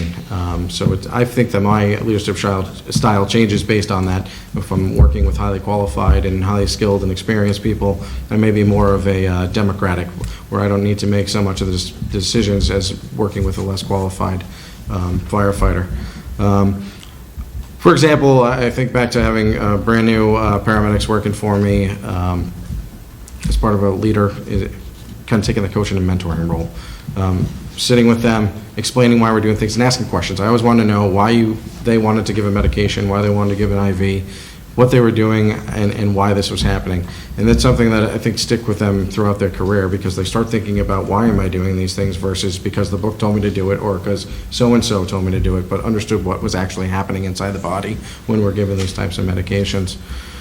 On the fire ground, taking more of a democratic role of, an autocratic role of leadership, especially in Marion. I work with a lot of new people that are just coming out of the academy. They're getting on the job. I have a high level of expectation when I'm working with them.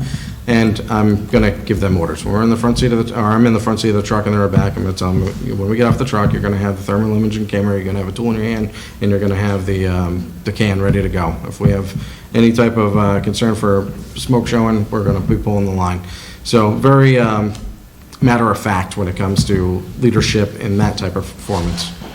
And in the firehouse, I think my leadership style is more, a little more laissez-faire. Let them have some empowerment to make some decisions during the day. Of course, there's going to be things that need to get done, projects that are every single day of the week that we need to do, or maybe a project comes up, but give them the opportunity to choose what they want to do for training if it's not something that we need to pick out for the day. And kind of give them an opportunity to build their shift, especially with the shift officers that are there, to let them make their decisions on how the shift's going to go without micromanaging. I don't like to get that low with them that they feel that they can't make decisions on their own, because there's going to be times that they're going to need to make their own decisions without me. Okay, anybody else want to have any questions? Okay, Lyle, based on what you know about Boxborough and our fire department, please describe your strategic plan based on the challenges and opportunities at hand for your first 6 months on the job. So I think within the first 30 days, it's really, because it's a challenge coming in, having to learn the town, learn to meet with the different town people, different department heads, working within the different disciplines within the town.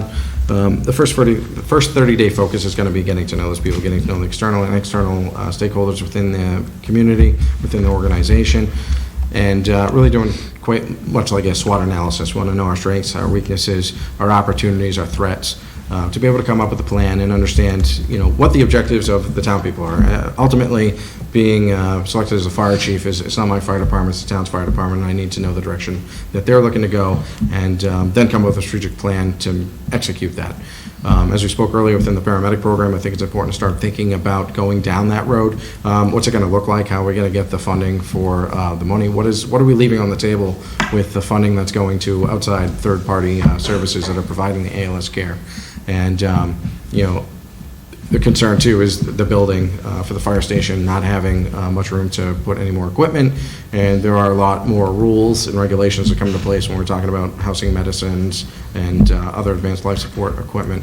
So coming up with that business plan, that strategic thinking is going to be based on the strengths and weaknesses and opportunities and threats that are discovered during the analysis. Have you had any particular challenge that you were able to give us examples of? Sure. So one of our challenges is staffing in the town of Marion. When I came on board as the EMS director and the shift lieutenant, we were just hiring a brand new firefighter to come in and fill that full-time firefighter role, and everything else in the department is per diem. So one of the challenges I had was I was seeing that we were leaving staff that is that is cross-trained, and we were putting them on the ambulance, and the goal was that the ambulance goes on every call, but we were leaving 2 people sitting in the ambulance that are able to be on the fire truck, which is needed for suppression, especially when we don't have as much staffing, and during the day, there's no one's in town. So we started using the cross-staffing model. We wanted the ambulance to still arrive on every call, so one person will take the ambulance if they're not trained at the firefighter level, or if both are trained, one will go in the fire truck and one will stay with the ambulance. And if need be, we can then utilize the ambulance for EMS operations if we get to a fire and realize there's injuries, but we're still increasing our suppression, and we were able to backfill that ambulance at that point with a secondary town coming in once we know that there's not a need for immediate EMS care.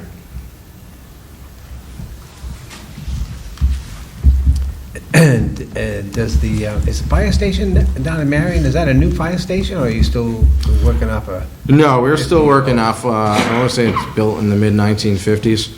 We actually have 2 stations in town. One is primarily a call station. It's non-staffed, and then we have ours that used to be the police station. It's now the fire station. Certainly in needs of repair as well, but we make do with what we have at the So time. you're used to working in tight quarters? I am. When I worked in Dudley as well, they just recently got the renovated station when I was leaving in 2020. So from 2005 to 2020, I was used to working in a very similar atmosphere.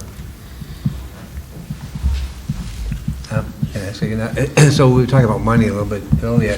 Have you written any grants? So I have had some involvement with grant writing, the CPE grant, which we used to get some reimbursement back from Medicare, Medicaid.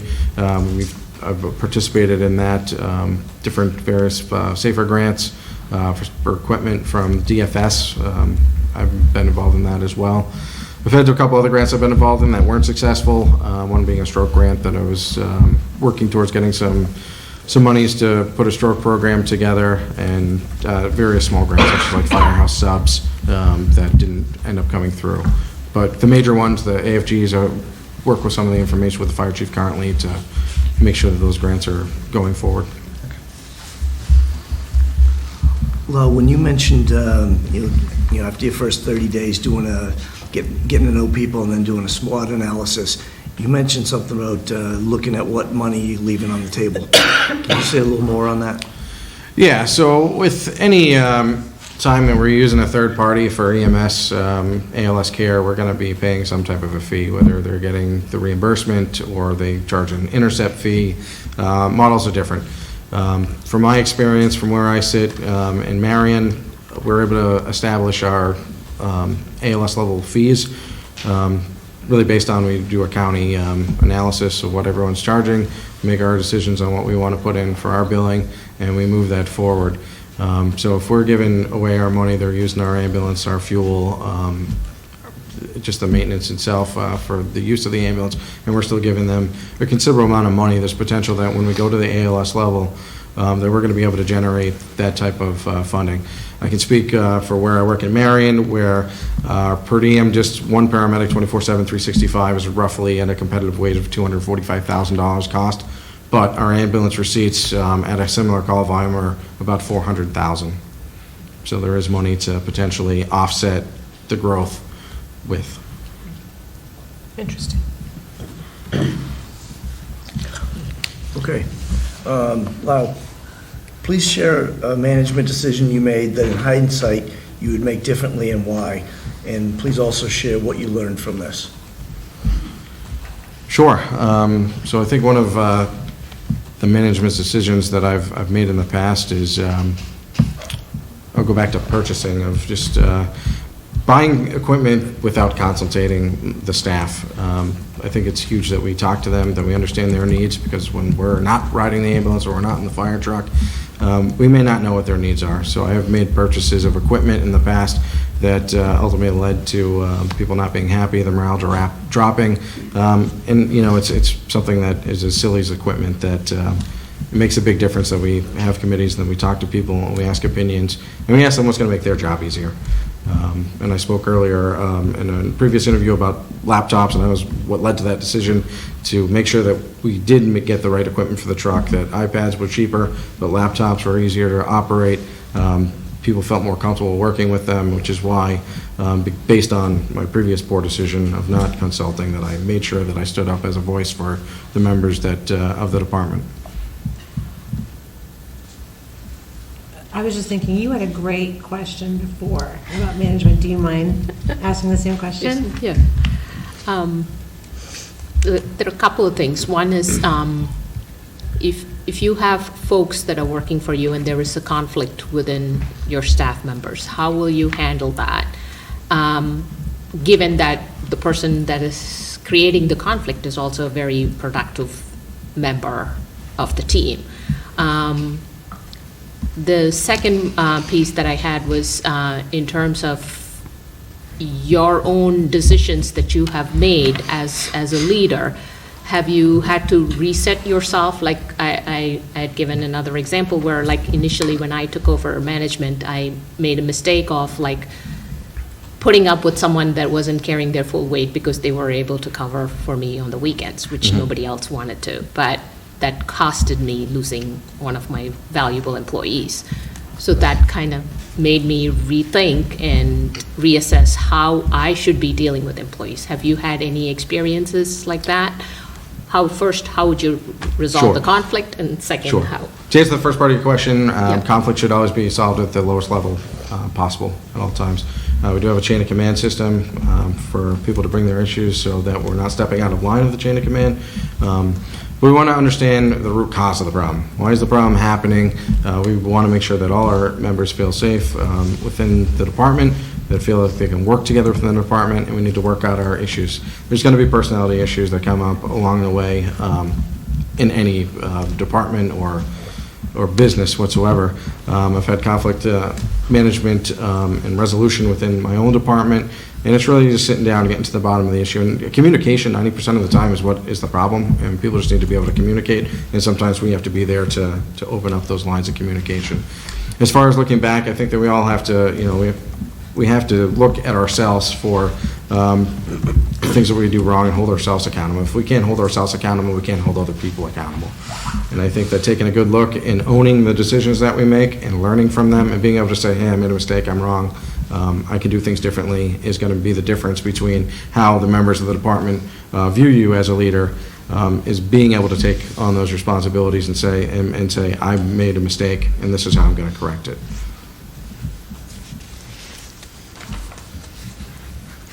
Thank you. Thank you. Thank you. All right, next. Okay, the next is a three-part question. I'll give them to you one part at a time. Please describe what you believe your role is as a working, strong chief in the town of Boxborough. So I believe that the chief is responsible for being an advocate for not only the department members, but being an advocate for the town people, for their safety. Fire chief needs to be responsible for many roles underneath that title, administering the fire department, training, leadership, policies and procedures. I believe highly in accountability and high expectation within the department. I believe that when we build that based on policies that are relevant and current, we then increase our safety and our competencies, and we decrease our complacency and our liability. So I really believe that being the advocate, being the voice, setting the tone for the mission, vision, value, goals, and objectives of the department, and making sure that they're being enforced and followed, and being the advocate for and voice for the membership as well as the community. Great. The second part, thinking of yourself as a chief, please also share how you plan to be successful in balancing the role of the chief of the department, building relationships and working with your staff in the firehouse, as well as being a key member of the town administrator's operations team. So I think it's important to be available, making myself available to the community members, the different groups, and making myself available to staff. Having an open door policy within the staff so they know that they can come talk to you, speak about the issues that they're having, the concerns they're having, making sure that I'm staying relevant and current with the operations within the department, as well as outside of the agencies. Working well with other department heads, spending time with different interest groups in town. You saw that the diversity, equity, and inclusion committee, I think, is a great opportunity to get involved in these different groups and understand their needs, communicate with them, and learn more about what they expect from the fire department as well. So in your current roles, have you had a lot of interaction with boards and commissions, a strong town administrator? How do you get on with, with the different levels of authority and different offshoots that, we're all working with? Sure. So I came in married during COVID, so I was kind of thrown to the wolves with a lot of different things where we were meeting with emergency management. I would meet with Board of Health. I would be involved with the Council on Aging. Involved with town administrator directly, with administering vaccinations underneath our clinics that we put together. So I've had a lot of experience with just moving in different directions and understanding what my role is in the grand scheme of things, and being able to use my voice to make opinions and suggestions towards different things that I felt were relevant to what was going on at the current time. And I think it's all part of teamwork and team management that I've been able to be a part of for the past few years working in Marion.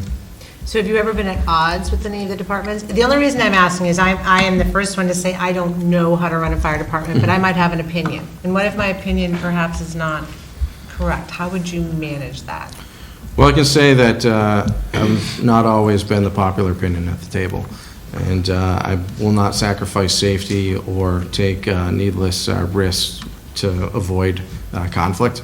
So I think it's important, again, as an advocate, not only for the firefighters and the fire department, but for the townspeople, is having that voice and making sure that you stand up when you believe in something and stand up for when you need to, you know that there's something that's happening that's wrong. It's having good morals and ethics internally and being that advocate for the town. And please know, I'm not saying that I'm going to be difficult. I'm just asking how you handle a sensible, difficult person. Yes. Not me. All right, thank you very much. I have a follow-up on that one. How would you manage if your staff wants something, but then the board says no?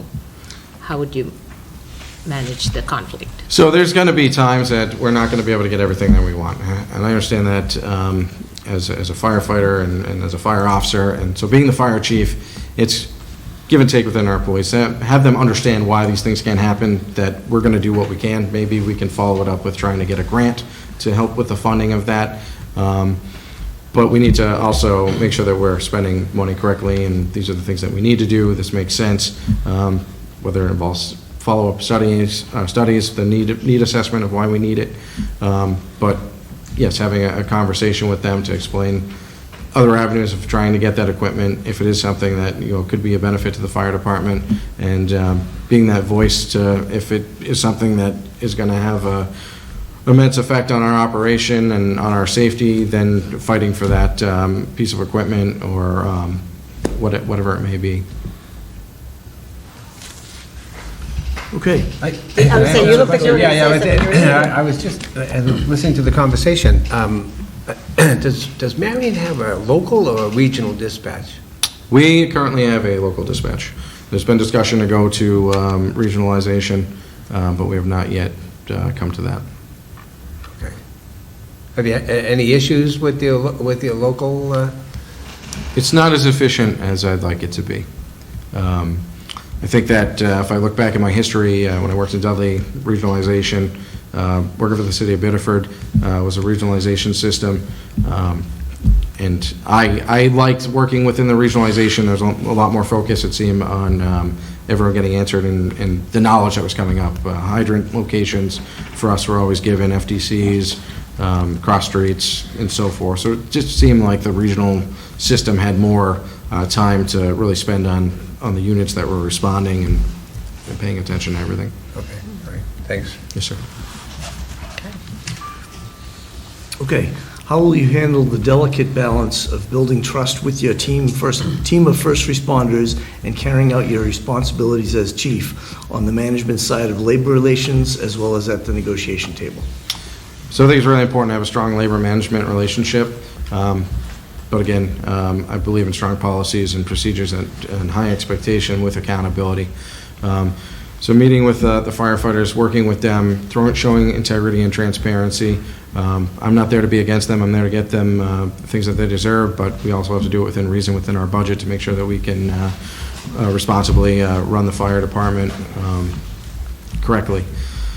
So I think that building those relationships, having these conversations with them, understanding their needs, communicating the needs of the fire department in general, and having them understand what some of our restraints are within the organization, budgetary and so forth. But as a manager, I'm there to manage them, to lead them, but also to clearly manage them through, driven by the policies and procedures that we have. But I'm in their corner to advocate for them as well, for what is needed and what should be afforded to them. Can you talk about any non-paid benefits that you found to be effective in boosting morale and motivation? I think some of the non-paid benefits, if I'm following the question correctly, would be like training opportunities. They're not being paid for it, but maybe having opportunities to go to professional development.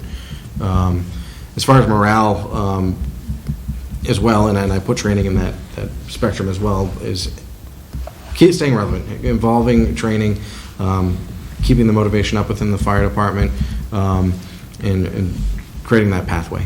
If we don't have a pathway for the members, disinterest becomes involved, the motivation is missing, and we're really not able to get them to where they want to be, and that's when we start losing people. We're not able to retain them. So as far as that goes, I believe that having really strong training offerings that are sometimes outside the box and outside the spectrum, bringing in guest speakers, spending the time to get them specialized training is a morale booster and is able to train them and educate them in ways they couldn't get in other places. Okay, thank you. Okay. Maintaining operational readiness within the major responsibility areas of fire, EMS, and emergency management, as well as keeping high morale within a strong, cohesive team, can be challenging, especially during difficult economic times. With this in mind, please share examples of how you've successfully met these challenges in your career. So operational readiness, of course, is really important to make sure that we have our equipment ready to go, that our members are ready to go, and a lot of that comes down to doing our disciplines, making sure that our trucks are checked, the maintenance is taken care of, we're documenting things appropriately, we're getting our oil changes done as appropriately, changing tires appropriately. These small fixes that we can do prevent big problems from happening down the road. So in my current department, I know that we have our daily truck checks that are required to be done every single day. It's documented the mileage, we're documenting our tire wear, our tire pressures, our equipment, our inventories, and same goes within the department itself, that we're making sure that our equipment for the building itself is taken care of, our generator tests are done appropriately each week, to make sure that we're always ready to go if something were to happen. When we lose power, we're going to need to make sure that all our automated systems are up and going, so we make sure we maintain that as well. We have a really good partnership with the DPW as well. We're able to work with them if there's things that we need that are quick fixes, oil changes, tire issues, small engine stuff. We can bring that to the DPW to make sure they're always up and going. Last resort, we have to send equipment out to like Greenwood or specialty vehicles. That can take sometimes up to a week or two to get that equipment fixed. So preventing major problems from happening by good maintenance plans inside the house, and then having good partnerships within our own Public Works has been a plan that has worked well to make sure that our operational readiness is maintained. How, I guess, do you handle people with different skill level or ability while also maintaining morale and inclusiveness? I'm sorry, one more time. So I guess, how would you go about, or if you have done so before, an example, or if you could provide an example of when you've had people with different skill level and ability, and still keep the unit, or encourage inclusiveness and cohesion? Sure. So I think empowerment it comes to mind when I think of that, is that we want our members to work together, to bring each other to the same level of skill level in certain things. So when we have members that are less skilled, that's a training point, that's a focus point. We're working together, and we give that maybe a member an opportunity to train that member to get them up to par. So I think that group cohesiveness does come from having that seat at the table as well. So we need to focus not only that we see some weaknesses, but that person has a strength somewhere, utilizing that strength, and then bringing his weaknesses up to strength points throughout the cohesion of the group, of training together, working together, and being a group inclusive for how we operate.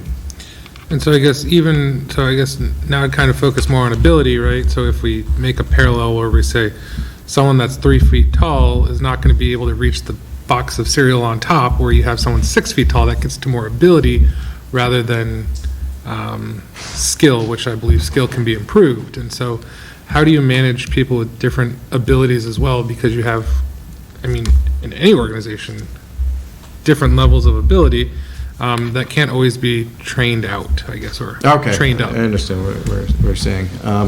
Again, it's finding that spot at the table for them. Yeah. So everyone's going to have their thing that they're good at, that they're better at, that they have better skills in. And we need to make sure that we focus on the strengths and not so much the things that we can't fix. And then as far as, filling in the gap, a lot of group members, especially from when I've worked in the city, if people didn't have a certain thing or ability, there's other people that would take in and fill that role because we were a group and we did work together. I'm certainly not going to be the guy that's changing the batteries in the smoke detector, I'm quite sure. But we had other people in the group that are more than happy to do that and take that role. And I think that comes across for any type of ability issues, is the members that become really cohesive together are filling those gaps and working and focusing on the strengths of each other. rather than the weaknesses or their disabilities. Thank you. Okay. Lyle, as a leader, can you please describe what hard lessons have either changed or reinforced your leadership principles and how?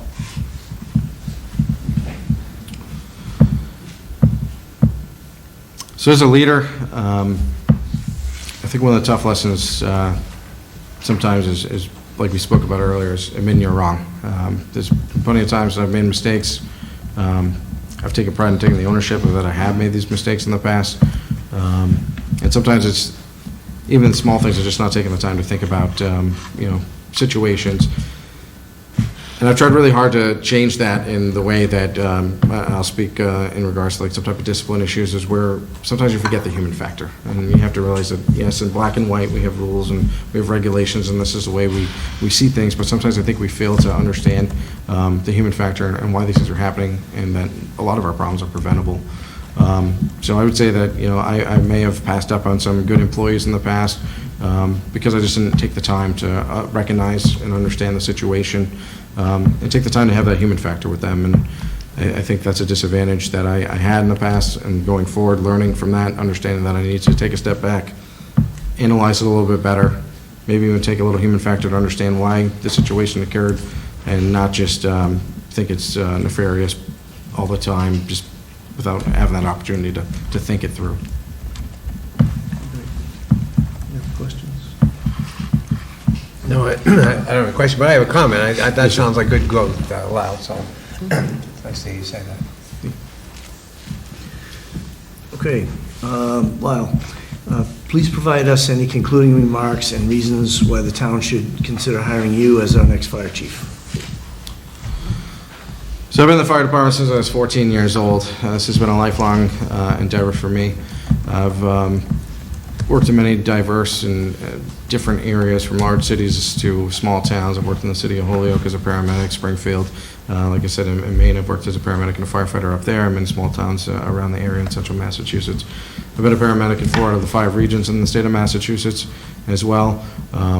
And through that time, I've learned a lot about the fire service, about people, about being a leader, about the things that even I, as a person, didn't like in leadership that I had, and I wanted to be a better leader beyond that. I've taken the time to really sit down and find my path, and when I say that is I've done things through situational learning. So from my beginning of being a paramedic, I worked 100 hours a week in the ambulance to make sure I was a good paramedic. Same goes for firefighting. When I got my firefighter 1-2, it was important to take shifts to become a good firefighter, to understand the skills and abilities needed to complete these tasks.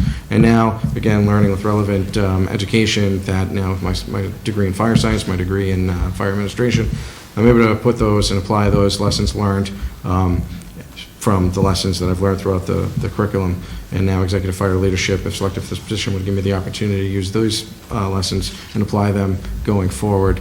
Like I spoke previously, I'm an advocate for the fire department, I'm an advocate for the people of this town, and I strongly do believe that I would not sacrifice safety or take unnecessary risks to avoid conflict. I think there's room for conversation when these things happen, and we need to talk, and we need to be sensible about the decisions that we make, and it's important that we're there to make the best decisions to keep this town and community safe. I want to thank you for having me this evening. It's been an absolute pleasure and an honor to sit here with you tonight. Thank you. Just had one question. Yes. In conclusion, I know you mentioned that you had been pretty much, because you were working in Maine, like Monday through Friday, not Marion, sorry, Yep. which is further away. Our town is very used to having our fire chief be available even on the weekends. Many of our community members even know the fire chief, they know personally. So, how will that be an adjustment for you to be available?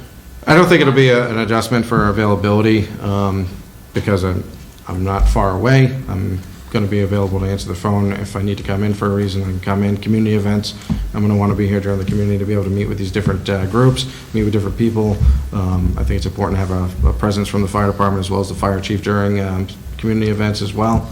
And then, of course, if there's outside concerns of incidents that are happening, weather conditions, disasters, events that may occur, that the fire chief should be present at all times, regardless of the Monday through Friday schedule. All right. Anything else from anybody? Good. Thank you. Thank you. All right, thank you so much. Yeah, thank you for coming in. Thank you. Bye-bye now. All right. Everyone want to take a quick stretch before we go into executive session? No, Or we you good? do open session to then do the I discussion. understand, but I Okay. didn't know if anybody wanted to stretch first before we do that. No? Okay? Okay. All right. Okay. All right, so we are going to be moving into executive session, so No, we'll we have to close the... discussion, open session, we can't negotiate. Oh, contract. I'm sorry, I'm sorry. I'm with you now, sorry. Your agenda so that you can vote, but if you decide to discuss and then you want to have another meeting in open session to do, you can do that too. I just want to make sure you're not forced to have to vote, but any discussion and vote has to be in open session. Okay. How does everybody feel? Need some more time to process? Yeah, so any discussion and voting has to be in open session, and the two candidates are welcome to come in. In fact, I see one has come back in. Okay. But that doesn't mean that the board has to vote tonight. It's just that if you vote, you have to do it in open session. Oh, the vote's in open session, but any discussion would be in... Also in open Open session. Everything is session. open So the session. only thing that's Yeah, see, I executive session is the misunderstood too. contract. Yeah. Oh, the So when we contract talk is- about okay. parameters. I just want to stress. Yeah. I just want to stress, you don't have to vote tonight, but if you do, any of that discussion and voting does have to be in open session. So I just don't want you to feel like you have to vote for tonight, but we put it on your agenda so that you can vote in open session. Did I make that clear, or did I further confuse? So, That makes sense? you good? Yeah, I mean, so Okay. I All right. I well, feel like I need a little bit more time to like sleep on this. Yeah. So do we have to do it today or like? No, we No. don't, we Okay. don't. I know, there's a lot to process, the candidates are very different. Yeah. You know, in terms of their skill and their background. I know, I took a lot of notes, I think everybody else did too. So, to be honest, I need some time to absorb everything we learned tonight also. But that doesn't mean we can't start the discussion now. We can discuss, yeah. Whatever Madam Chair would like. No, this is the board decision. Do you want me to start it off then? Yeah, why don't you start off, Wes? Okay, so I guess from my observations, we do have two very different people, not necessarily in a bad way. One of them being more primary fire, and then with the backup EMT, the other one being more EMT, but also fire as well. And so it's kind of, neither is a bad thing, because you both, they do both. But it's, I guess I didn't really pick up on that distinct, like how distinct that was based on that. And so I would probably need to look at what our call numbers are, just to kind of know, because we also have a lot of factors going on. So for forward-looking, we say we have an aging demographic, where we have a whole bunch more 55-plus houses coming in. We also have some of the older residents moving out, and then having more families move in, and trying to figure out, so we also have, I guess, ahead of us, the fire station is kind of one of the biggest things we have looking, or projects, along with being, actually, I don't really know if there's anything other, or off naively, other than having the fire station be like one of the biggest upcoming projects, because we just got the fire truck is being delivered soon, the new fire truck. I think we're still out for the pumper truck, or, We're still waiting to hear. okay, so we still have an open grant for the pumper truck. So whether or not, like, all of that work is, I don't want to say done, because it's never really done, but really the fire, so the fire building, and then also, I think now we also have one more person to hire as well. Both of them brought up the advancement in training, and so that was fairly even for me. And yeah, I guess, I don't know, this was a lot. I don't know how they went through it. Like my mind is kind of melted right now just from in general, so I don't. Yeah, let me jump in a little bit here. I'll back up what you're saying. So what I'm trying to do right now is look at the two candidates and what they bring to the table, what their past experiences are, and how they can move forward. One has more management experience and, stressed communication and policies and procedures and accountability in a more conversational way of working, as part of a group to solve problems and move forward. Another candidate is a little more by the book, a little more, Analytical. more analytical, exactly. You can tell that they're both in master programs right now because they're using words that we recognize, like SWOT, like especially being in management. You see a lot of the words that were used, we're recognizing those, right, just from our own experiences. I think they both have very different ways of approaching it. And so one of the things I'm grappling with is, what does Boxborough need? Mm-hmm. Do we need that more conversational group mentality? Or do we need more of almost a military style? Like that's kind of the way I was thinking about it, is one of them is much more military in the approach, and one of them is much more laissez-faire and laid back, and what is best for the town. But I think they're both very qualified to come in. So that's kind of where I am. But I agree. I almost need to make a rubric. I almost need to process. I mean, I took lots of notes, process exactly what each candidate is bringing to the table. They have like 100 lines of notes. I'm not sure that I would exactly agree with how you define their management styles, but. No, you shouldn't. Yeah, that's just my perception. Yeah. Sitting here, and I still have to go through my notes. I had Yeah. a different perception of that, but I think, so as I'm listening to both gentlemen, I'm thinking about, okay, what would work best within the fire department as I know it? What would work best within the town? And so, and actually, I've lived in Marion for 3 years, so I have some familiarity with it. And I think that there are a lot of similarities, but I guess personally, I lean more toward the fire aspect than the EMT aspect of the town. And I think they're both important, but especially as we're developing new facilities here in town, we need to have I think that management expertise will help the fire department, will help the town, so. That's a good point. You mean the like fibrologics, like in terms of the commercial development that's come in with potential hazardous waste spills and larger buildings and. So I guess I'm thinking more in terms of fire than EMT. Maybe I'm wrong, but I'm also thinking about who would present to on a town meeting, who would be more effective as a presenter at a town meeting. And that's why I kind of asked about the PowerPoint at one point, to develop PowerPoint slides to sort of get to make the sale to the town. This is what we need. This is why we need it. And I think, I think having that communication skill is key for this town. Mm-hmm. Priya, what do you think? I agree. I think the two stark differences, one person is more like conversational, communicative.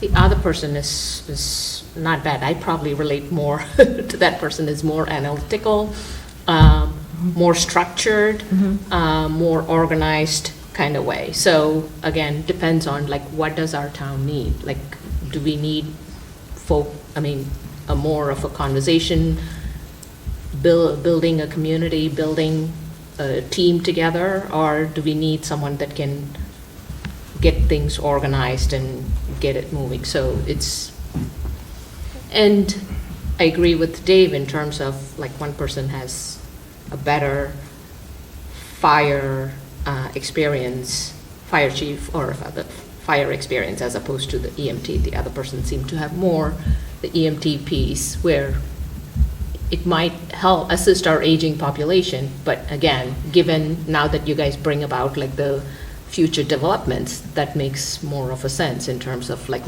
leaning more towards the fire piece as opposed to the EMT.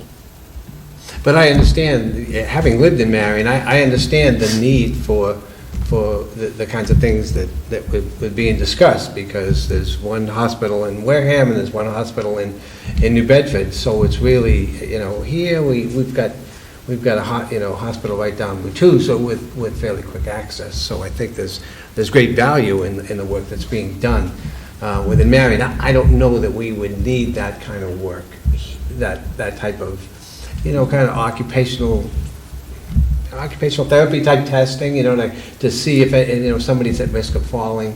I think there are probably more visiting nurse type folks around here that might be involved in that compared to down there, because it was a long time ago that I lived there a while, so I don't know how it's changed, but. So for context, we do have most of those programs currently. So like the safety evaluation, so like the fire, Fall risk assessment. yeah, the fall risk assessment, and like they just put lock boxes on the outside of some people's houses for the safety checks. The fire department? Yeah.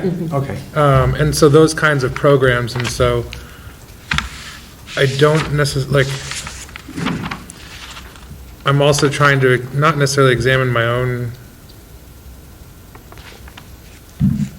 I don't really even have a bias or preference, because honestly, it's trying to figure out what the town needs, because we do have these programs, and they have been added fairly recently, in the sense with Paul, and I think that they've been extremely helpful and valuable in that as well, and also empowering the employees to take on those tasks and programs as well, and to kind of take ownership, because we also have a huge range of talent. Like you have some of the more seasoned, like people that have been here for a long time, and also some of the newer people.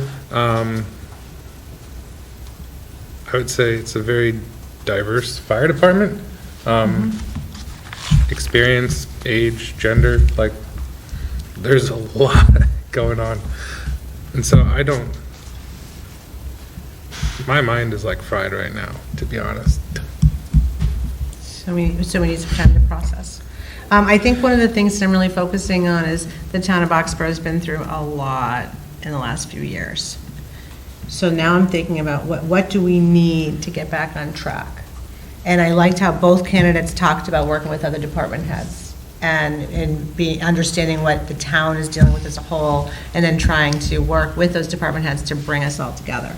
So then I start thinking about what style do we need? And I'll admit, I think I appreciate the more black and white style of here's our policy, here's our procedures, and this is how we're going to follow it.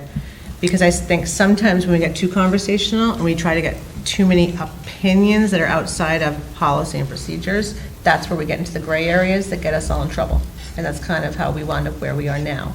So I'm inclined to prefer that more, what I called militant earlier, structure, despite lack of leadership experience, to meet the needs of what I think Foxborough needs right now.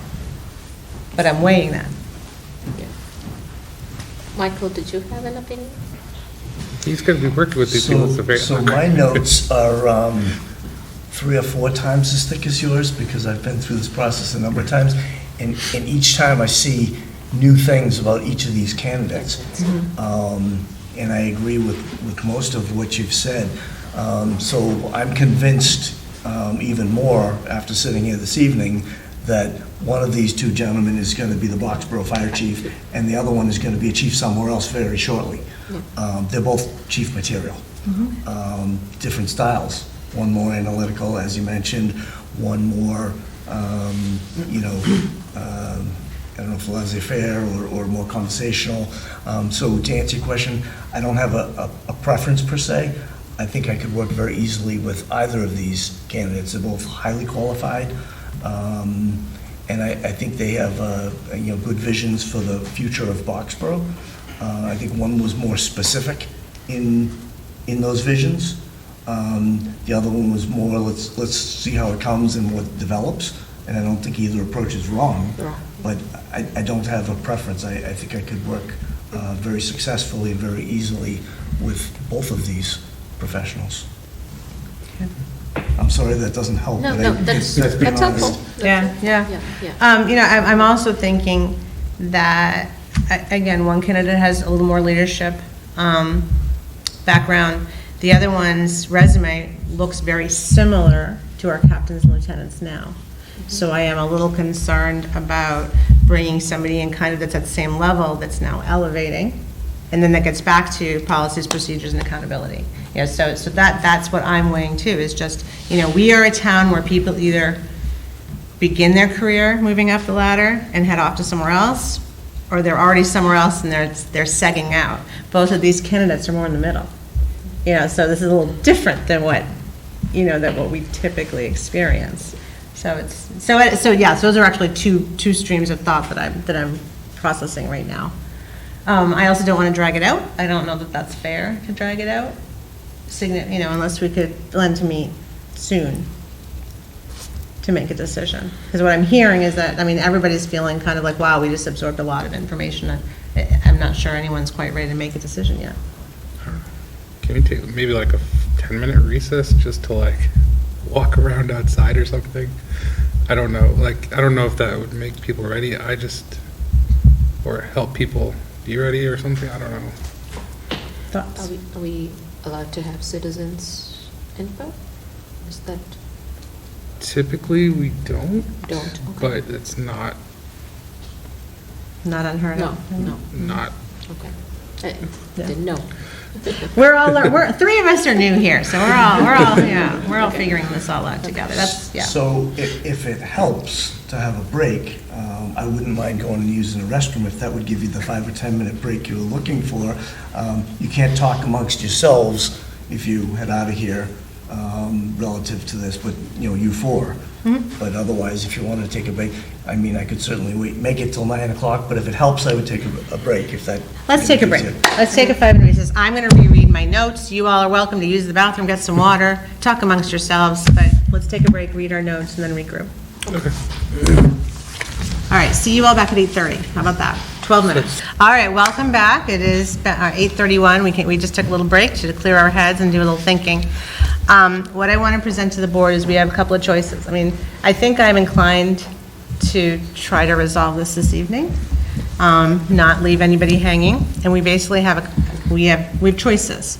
We can choose one of these candidates, or we can start over and look for new candidates if we can't come to an agreement. So, I mean, those are just the choices that we have. Pick someone that's here, or look for new candidates. Does anybody kind of want to start with their thoughts? Now you've had a chance to clear your head. Would you like me to start? Like, what would you like me to do? I can start if you want. Sure. I mean, I sort of indicated, I think, kind of where I was coming from in my earlier conversation. But, so when I you know, listen to Lyle and I see his stuff, he's a very technical guy, analytical. He's, you know, if an ambulance were coming to my house, I'd like him to be there, you know, because he seems very, like he knows his stuff, and he tries to train people. He's got great education, you know, he's working it, he's commuting to Marion. I know what that's like. It's to have to do that. So to me, it's a guy who's really driven to achieve and to do well. But I think that the difference for me is trying to decide who would best communicate about the need for the new fire station in front of the town meeting. Who would be the best manager to work with the fire department, although I don't really know all of them all that well, but I think that Kevin's style would be more in line with that group of individuals. So, and as far as, I mean, both of these guys are qualified, you know, both of these guys could do the job, they've been vetted. So to me, it's really about I'm looking at the style. I'm looking at who's the better cultural fit with Boxbow. So I'm thinking that Kevin is the better fit for Boxbow. So you just brought up something, if you don't mind me jumping in, about the vetting and the background checks and all of that. Can you explain to the board and the public how you came to these candidates here? Like what's already been done in terms of background and vetting? Sure. So we started by doing a paper analysis of all the applicants.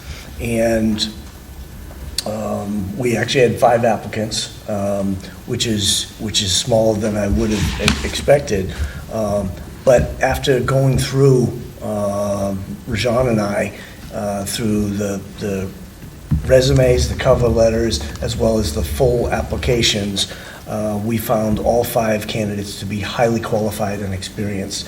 So we brought all of them in to interview, which is about the size of the initial pool that we would have liked to have interviewed. At that point, we brought in the chair of the personnel board.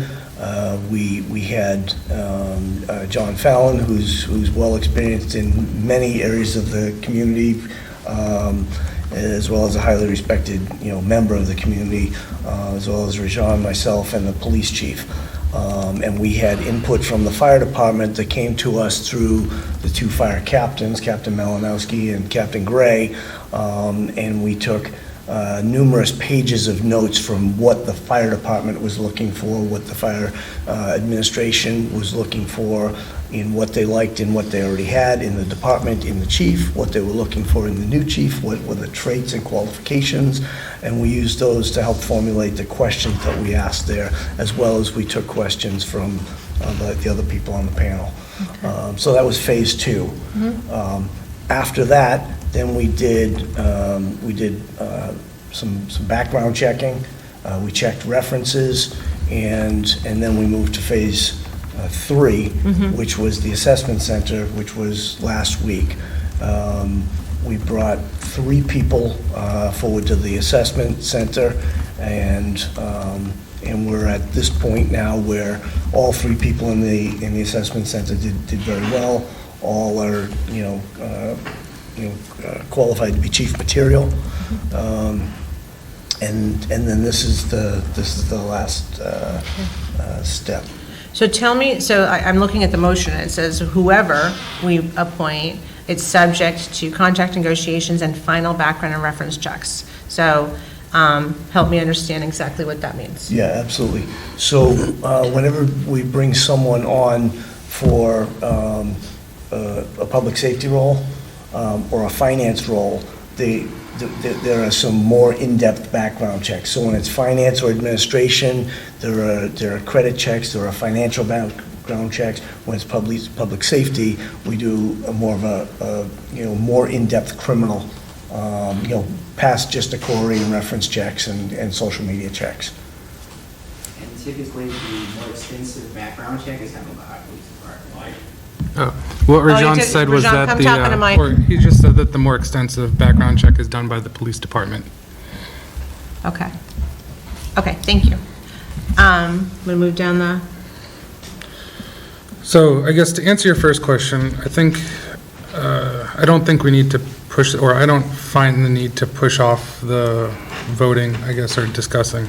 But I guess, thank you everybody for letting us have a break. It kind of allowed me to clear my head a bit and kind of look at this problem for what it's not a problem, right? We have 2 people who are highly qualified, just 2 different styles. And so if I try to find an analogy, effectively we have a team and we're picking the coach for our team, because it's not the captains, because that would be like Tom Brady or whoever, but we're effectively trying to find our Bill Belichick, and they've won a lot of Super Bowls. They're pretty awesome. I like this analogy. And so I also think of like a fire station as being very technical and analytical, and the need for that to kind of move that forward. And so I would be more inclined towards the more technical and analytical person, not necessarily regardless of their background experience, but that's why they have the team to give them the input and then for them to champion. And Lyle said one thing that kind of in the parking lot resonated with me, or it reverberated in my head. He didn't where say anything said- to you in the parking lot? No, You he were did not. thinking in the I was parking lot. thinking in the Okay. parking lot I just of what west he you. said, yep. I totally just west you. Okay. So he You're good. said something to the effect of, I don't mind being the, or I don't, or hold on, where was it? About not sacrificing safety. Remember what question it was? I'm trying to find, no, it was just a general statement where effectively it gave me the impression that he has strong convictions loosely held, meaning if he'll do something until he is proven otherwise and admit that he's wrong and then learn from that and move on in a way that was actually extremely technical and analytical of his own abilities. And so if we actually look at the problem of the fire station as one single problem, it is actually a very technical problem and analytical. And creating presentations for that, those are also technical and analytical. And so that's kind of where I'm leaning with this, but I'm open to other feedback and discussion as well. Anybody want to jump off of Wes's comments? Oh, I'm leaning back, sorry, Kirby. Oh, I'm sorry, Kirby, I'm leaning back so everyone can see each other. Okay, so Wes has sort of a different viewpoint about the need for the more technical aspect of it, and I guess I'm looking at it more from a managerial sales kind of background. I think being able to talk and being able to convince people to hand over, I don't know, we never really got a cost for how much this fire station is going to cost, but it's going to take somebody who can talk and convince people, this is what you need. This is why you're going to hand over $500 a year or whatever the cost is. I don't know. Yeah. You know what I mean? Maybe I shouldn't have said it, but because I've never. $1,000 I know it's going to be a lot of money, right? So, but we all know that we need it, but we have to convince people that it's needed. And I know. So that's part of it, and I could imagine. I can imagine Kevin being up in front of in the town meeting, being able to make that sale. I think Lyle, it would be more, more focused on delivering the facts, and then I don't know if that would be enough to sort of convince people. So that's one aspect. The other aspect, because I know that's important for the town, but the other aspect is I know that the folks that were in the fire department were very interested in getting feedback or having some input on what was going to be decided here, the questions. And I think that what Kevin said in terms of his management style, he said he uses the same management style accordingly. I mean, no matter what the situation is, it's it's honesty, it's transparency, it's and it's the same regardless. But what Lyle had said was, well, it depends on who he's managing, and I get that. Sometimes you've got to treat some people differently, but it's the overall. So I'm more comfortable with a single management style to fit this kind of, I guess, eclectic group of people that we have over there, rather than trying to figure that style, and act accordingly. So those two things are what really sort of, struck me as far as making the decision, because I think that Kevin could make the same cases, and Kevin's, written grants, as he described it, Lyle, when I asked the question about that, he assisted in it. So I think that Kevin may have more experience in grant writing, which is really important in a town that's always, trying to, where are we going to get the money kind of thing. So I think that was another aspect of it too that made me think that's So, That's why we want to go in that to direction. discuss two of those points, I guess, while it is the fire chief's primary responsibility to advocate for this, they don't work on this project or present in a vacuum. So it's more of like a team and collaboration in that aspect. The second part of this is a lot of our grants are actually not written by our chief, but they are written by the staff in the department. And so it's a way for them to share experience, gain experience, because Captain Malinowski is very technical and good with the number. Like he's our numbers guy, at least from my understanding. Is he? Yeah, he is. Yep. So I mean, again, it's kind of going back to the team and that team dynamic where we're trying to have the coach, and so we have phenomenal fire department. We have great leadership up and down, and it's really just, at least in my opinion, figuring out what we need. And I'm not. That was just my perspective. Priya, do you want to share? Yeah, I think we have two competent candidates. The two stark difference that I notice is one is communicative, collaborative, more so because wants to collaborate with the team, have the team kind of come up with a solution, right? A lot of times it's more listening skills that is important. Yes, the person talks a lot too, but hopefully has the listening skills as well. The other person is more analytical, structured. So what does our town need? When you look at it, I mean, since you guys were giving analogies, I'm thinking of President Obama and Biden. Obama was very analytical, and Biden was like warm, fuzzy, but also knew like how to get deals done, right? Mm-hmm. Like the situation we are in is right after what happened, right? Like we needed someone that can bring hopefully the country together. So we need somebody that can do more of the collaboration piece, get the team more cohesive. And since we already have like good numbers person in our captain, the structure hopefully can be driven from that aspect. And like we can probably tap into folks that are already there that can give us those aspects. But I'm more leaning towards the collaborative, communicative person. So I'm leaning more towards Kevin for that matter. Like even though my personal style probably would have been more in line with Lyle, but Okay. Okay, so I'll just kind of throw my thoughts into the mix. So absolutely, when we talked, when Kevin was talking, it was more collaborative. We asked him how he motivates. He had many more ideas in terms of holiday meals and training opportunities, social gatherings. He already had a plan in place. I like how to handle the problem. I actually wrote problem children, but I don't mean that as fire department, but handling problems, because I was a teacher. Clear direction, transparency, expectations, identify the issue, address accordingly. So I loved hearing all of that. I was a little concerned about, the 180-day plan came up many, many times in my notes.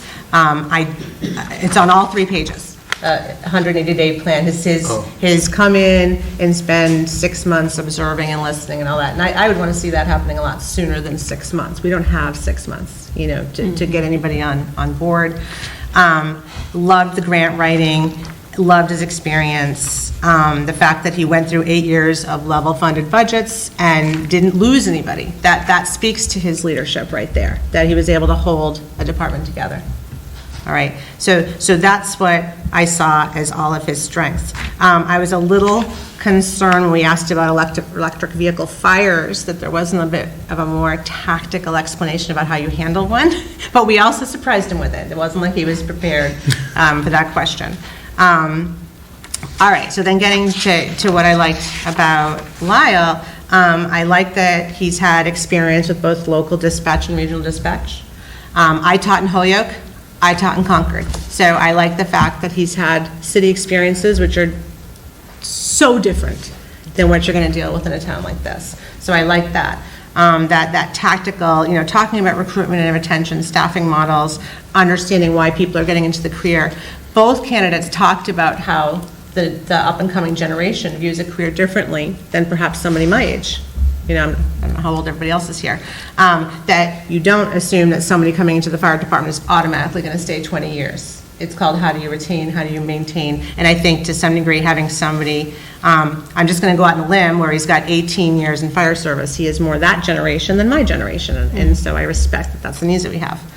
I actually do like that whole EMS paramedic background because Wes brought it up earlier. The majority of our calls are more health and human services than fire. When was the last, I mean, I don't know, when was the last house fire we had? You Not know? that long ago. Oh, that's fair, we did have one. Okay, in fairness, we did, but they're not typical. Well, no, there was another one recently, wasn't there? There was like about a month ago or something like that? Or a few weeks ago even? The apartment one. No, Yeah, other that's than true. the We had a whole apartment, there was a Okay, that single-family is home too. All right, so Anywho. we do have fires, okay. I appreciate that Lyle made a point of saying that he read the town reports. I think that because he's coming from more of that regimented style, he took the time to read the town reports. You know, he talked about analyzing call structure, you know, and being able to pull all that together. I think my only concern about Lyle is lack of management experience yet. So what I really wish is I could combine the two of you into one perfect chief and hire you both. Like, that's what I would love to do. I think that I am leaning more towards Lyle, because I think that that's what the department needs right now is strong leadership, a little more analytical and a little more black and white. Coming out of, you know, like I said, where the town has been. You know, I don't think we need as many conversations as we need policy, procedures, accountability, and follow-up. So that's my concern, is that in that 180-day plan, there's too much opportunity to be swayed in one direction or another politically, when what we really need is tactical. I would actually, and I'm just going to voice this, my concern is that we only had 5 applicants. And I think part of it is that we didn't advertise a salary, so people didn't know what they were coming into. I do wish that we'd put a number out there. I have done a little of my own research, and I think that if we had a higher salary range and if we were offering better benefits, we would have more complete candidates. Because like I said, we've got 2 perfect halves, the way I see it. I would actually like to go back out and see who else we can find to bridge that gap, to take the 2 skill sets and bring them together. If the board does not agree that that's a good use of time, energy, and resources, then I'm inclined to vote for Lyle. I think you made an interesting point, and I kind of picked up on the timelines too, because when Kevin said 180 days, it's like, that's a long time. But when Lyle said 30 days, I thought, well, that's pretty not fast. a long time, yeah. So I think probably, I don't know, Mike, how long it took you to kind of get your arms around, what you needed to do in the town. But I think 180 days was a long time. But I think in terms of 30 days might be a short amount of time. But to me, that sort of says he's got confidence level. But I also like the fact that Lyle's got 1 job. I'm a little concerned, and then he flat out said, this is going to be my only focus. We'd have the opportunity to talk to Kevin about whether we're going to be his only focus. So I'm a little concerned about that too. But maybe I misunderstood. Did anybody else take notes on that? Wes? You're the massive note taker. I just type Oh. what people say, and I try to find it. I didn't walk away with that sense that because I asked a question to Kevin about the number of jobs. I said, well, you've got a lot of jobs here. But I thought that the response that came back was that his focus would be on Boxborough, and availability would be there beyond the 8 to 4. Yeah, so my understanding, I guess, of how I interpreted that was that he just likes to work, and so when you're working the 24-hour shifts, you have, I think it's 3 on, 2 off, or something like that. Is that it? But, so then you have like 2 extra days. Well, you do get to sleep at the fire department. But I guess the one other thing that I picked up on, while they both have very similar educational backgrounds, I guess, is that Lyle was an Eagle Scout, and I will tell you that is not easy to do, and it takes determination to get that. And I have a lot of respect for that, well, not just because my kids are, I couldn't get it, I wasn't that determined, I guess, but my kids are starting that, and so I do want to note that it is a differentiator. Anybody have anything else to say? Do we think we'll get more candidates if this?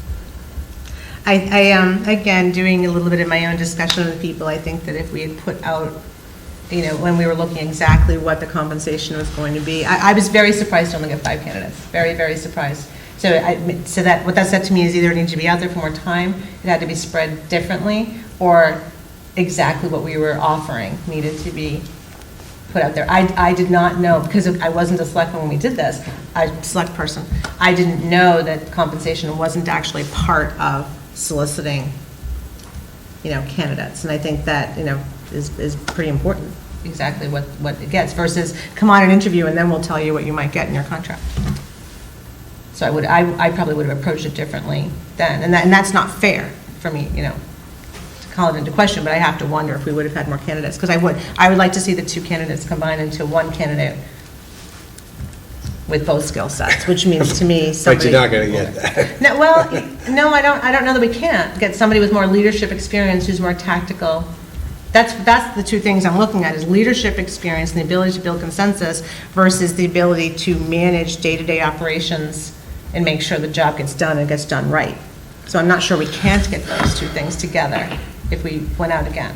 That's just one person's So I was opinion. in the last one. We actually had actually it was the exact same situation we're in right now. The 2 candidates that we had, one was a captain or lieutenant in Concord, and the other one was Paul Philibron. And so I don't know. So while the last time we did get a certain number, we didn't announce it because it also wasn't a large amount of people. So. So in other words, you're saying we only had a few candidates the last time too? I think it was under 12. Under 12 candidates? Right. I'm not sure if we would or wouldn't get more candidates if we advertised. I don't have a sense for it. But the salaries we pay are not a secret, so our budget is very public. It's up there on our website, before we even went to town meeting, and all of our contracts. And I know from my own experience that, when I was looking to... That's true, you just went through this. I did. His was different because we went a step out because we were way below the area and what we were needing. I guess my only point is that anybody who's thinking about looking, they're going to be investigating any towns that are posting, and they're going to find out what their pay ranges are. So I honestly don't know if we would get more applicants or not if we go back out. Okay. But I do think that anybody who's thinking about looking out there is doing their research, and our salaries are very public. Okay, fair enough. That doesn't give you a way to go one way or another, but I just don't know if we get more or not. Well, I would entertain a motion if somebody would like to make a motion. I just had one more clarification. Oh, sure. What does the board think, and all of you guys, in terms of the experience piece? Will that create a conflict? That's also my concern. If someone with no experience, and then we have already staff members with more experience, That's one of my huge concerns, because Yeah. as I'm leaning towards Kyle, I am worried that his resume looks very similar to one that our captains or lieutenants might write. And so that gets back to my talking about earlier about how people come to Boxborough to build their career, or that's what we are. We are a place to learn and grow, and we're a stepping stone. Or people step off into retirement, pick one. So then, same as you, I'm thinking about, okay, how is the fire department, knowing only topically what the culture is at the fire department, how are they going to accept somebody who's really at their level and being elevated above them. So I have the same exact management concern. And that's my reticence. That's my thing. But I make one comment that. Please do. Actually, something that surprised me. It doesn't help in the current Well, development. don't make you're it. in, No. But I was surprised we didn't have any internal candidates. And I mention that now because whether one of the gentlemen that's with us here tonight is hired or will go back out and it's somebody else, I would hope that we would be looking to create internal succession planning within, because we have 2 captains and 2 lieutenants within the department, you know, a captain and a lieutenant who are career, a captain and a lieutenant who are per diem.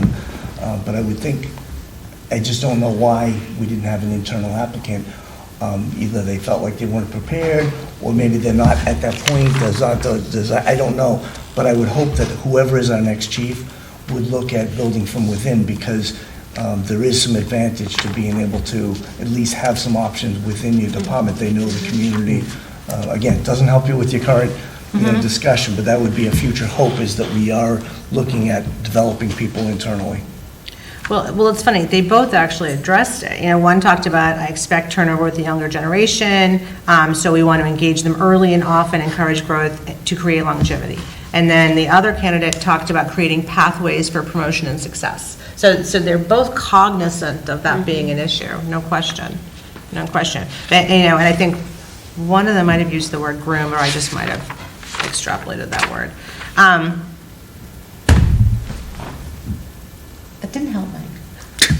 I knew it wouldn't, but I had to express it, because for the future of the department, that's Right. a hope that Right. I think I have, and I think the community should have.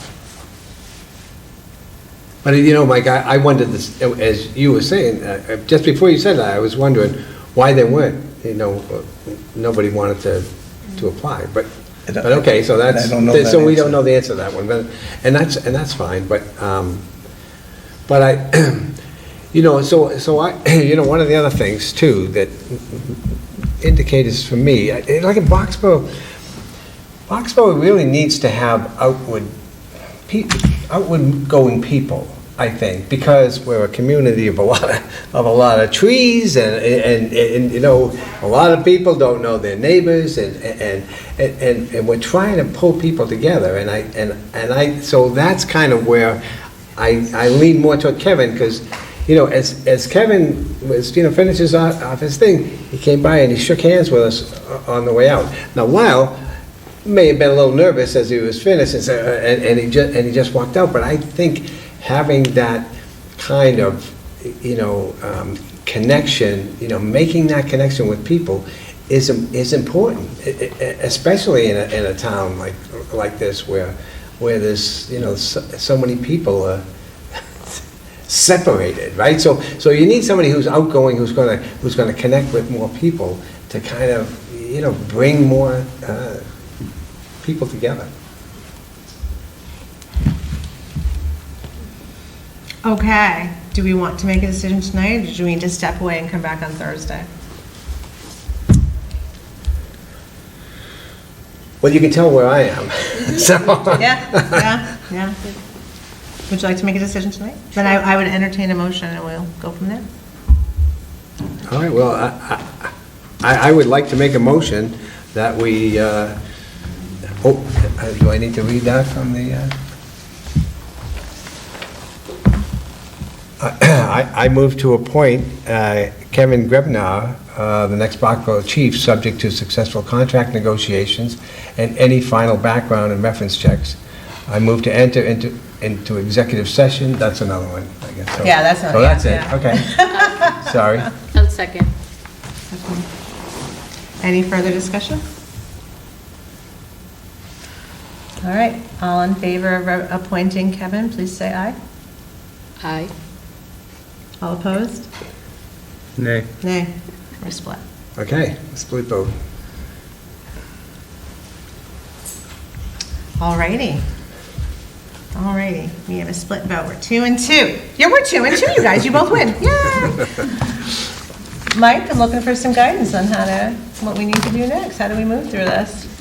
I think you might consider continuing to discuss now, to Okay. see if somebody's points might tip somebody one way or another. Because you started, Okay. at the end of the interviews, you didn't have any ideas. You were like thinking, well, next week. And then as the more you talked, the more came out, the more you got into your notes. You might be able to tip the scale that way, or if you give it 5 or 10 minutes and you can't, then, maybe it's something else. Priya, you voted yay, because I think Dave was very eloquent and really presented, his position.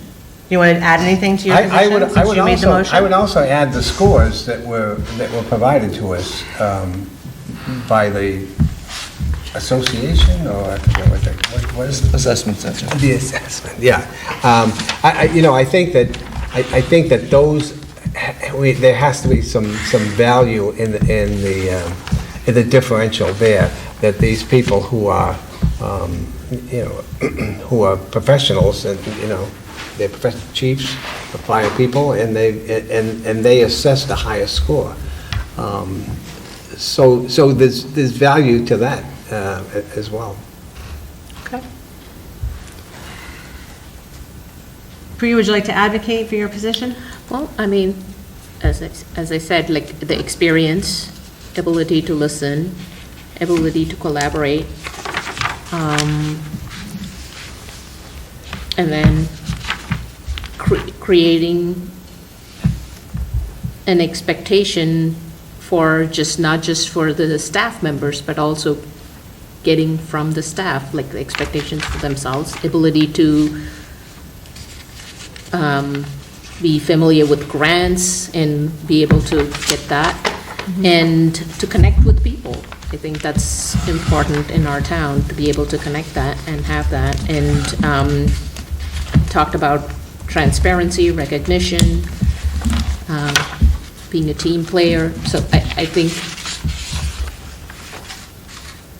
all that was important. Okay. And we have the know-how in terms of other aspects, and hopefully with Mike's guidance, right?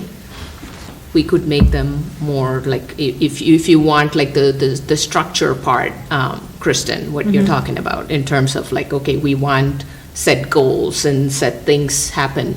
I think we can have, I mean, not that Mike will be doing everything, but like you can set the expectations right there and like make sure that those things are happening, so. Okay. But the other skills, it's not replaceable, right? Like the communication skills, it's specific to that person, right? Like that's what I'm looking at. Right. You can't like offset those. I guess I would probably somewhat disagree with some of this analysis that's been going on. In terms of having somebody in either lack of experience or having the same profile as the captains now, effectively, while it's just a number of years, we still have, there's a lot of parallels to the last time we hired a fire chief. With that being said, I did Google Lyle, and we are the same age, but I don't want to let that be a detriment, because it's not necessarily the age of the person. Mark Zuckerberg started a multi-billion-dollar company at dropping out of college. And so it's more about the person, their ability to learn, their ability to take feedback. And for me, Lyle really owned the fact that he's messed up, and he was the first person to kind of say that. And in terms of the working and availability, he's made tough choices in his career, but he prioritized his family, and I value that as well. And I'm not saying Kevin has not, but Lyle kind of came across as that. And so seeing that motivation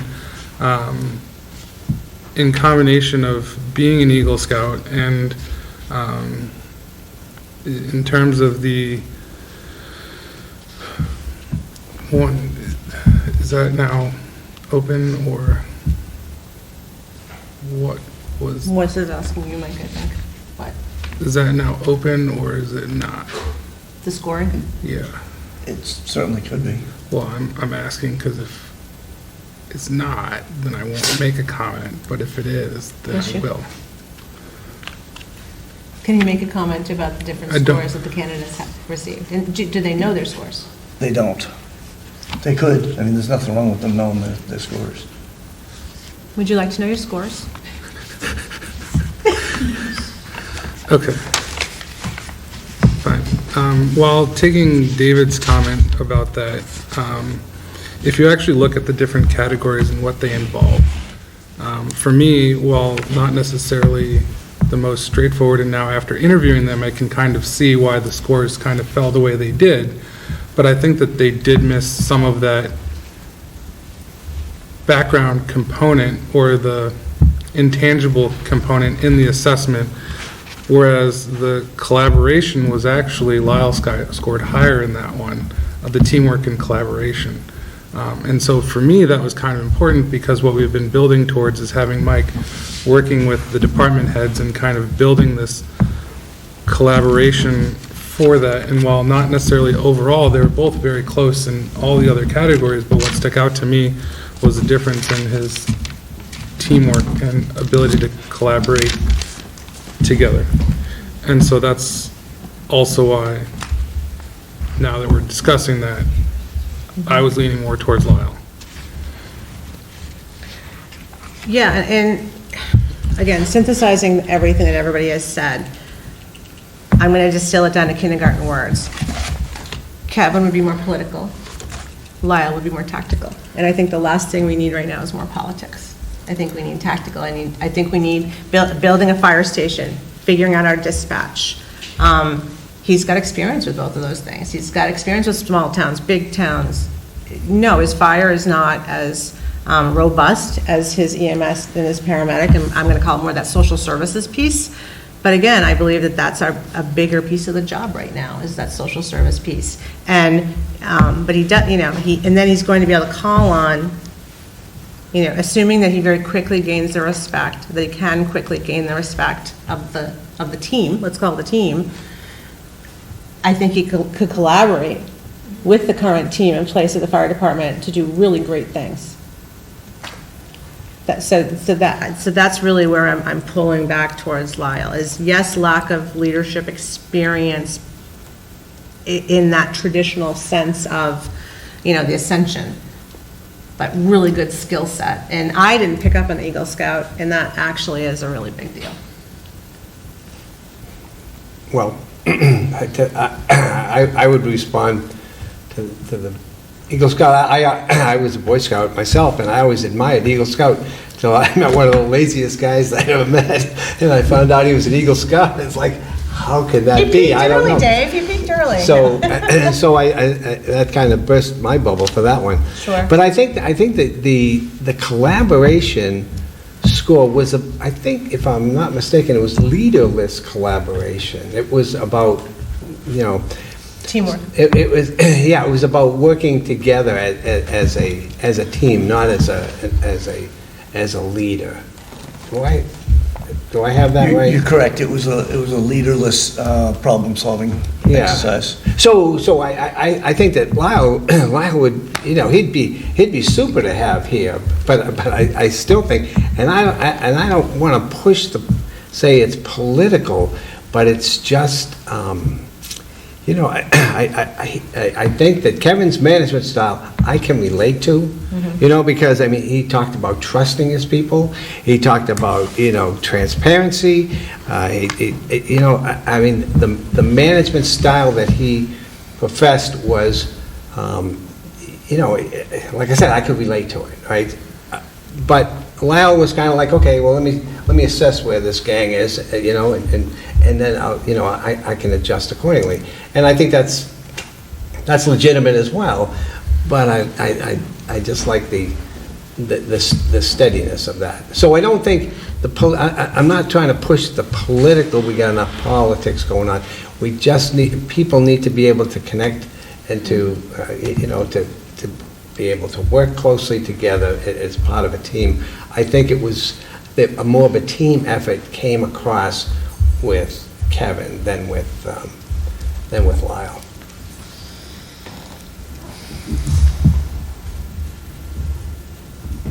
It's like a jury deliberation. I know. I'm not compelled to change my vote. Now, whoever gets hired, I'll be happy to work with you, but I'm not compelled to change my opinion based on the discussion. So, okay, all right, so then let's talk about that. So help me understand why Kevin doesn't, where he falls short. Okay. All right, so first of all, when we asked about what he was excited about the opportunity, he talked about our problems. He wasn't excited about any of the good things about our town. He was excited about our challenges. And that, to me, was a little bit of a red flag. It's like, okay, I don't necessarily believe we need someone to come in just to fix our problems. It's somebody to come in and build and grow and fix the problems that way. So that, I was a little concerned about that.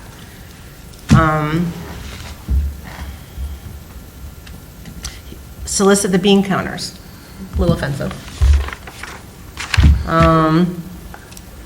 You know, again, and I'm the first one to have diarrhea of the mouth and be a little too colloquial and come off the wrong way, but I just felt that some of the things that he talked about just did not feel right to me in terms of being the chief of the fire department. I do appreciate that, you know, firm, fair, set standard in writing, two-way communication. I'm a little concerned that he'll be walked on. You know, because sometimes we can be too buddy-buddy and too friendly, and there's too much communication, and sometimes it's the policies and the procedures, and it's A, B, C, D, and that's what it is. So those were my red flags. I completely appreciate that he's been involved in fire department since he was a child, that he's a Sparky, that he wants to mentor newbies, you know, and all of that, but he didn't flesh out how he would mentor newbies, and I felt like Lyle did a better job of saying, this is how I would encourage the next generation of firefighters to move forward. I'm going to go back to the fact that, you know, I would like to go back out and see who else is out there. That is my preference, is to see if we can kind of merge all this together. But if I had to pick one, it's still Lyle. Yes.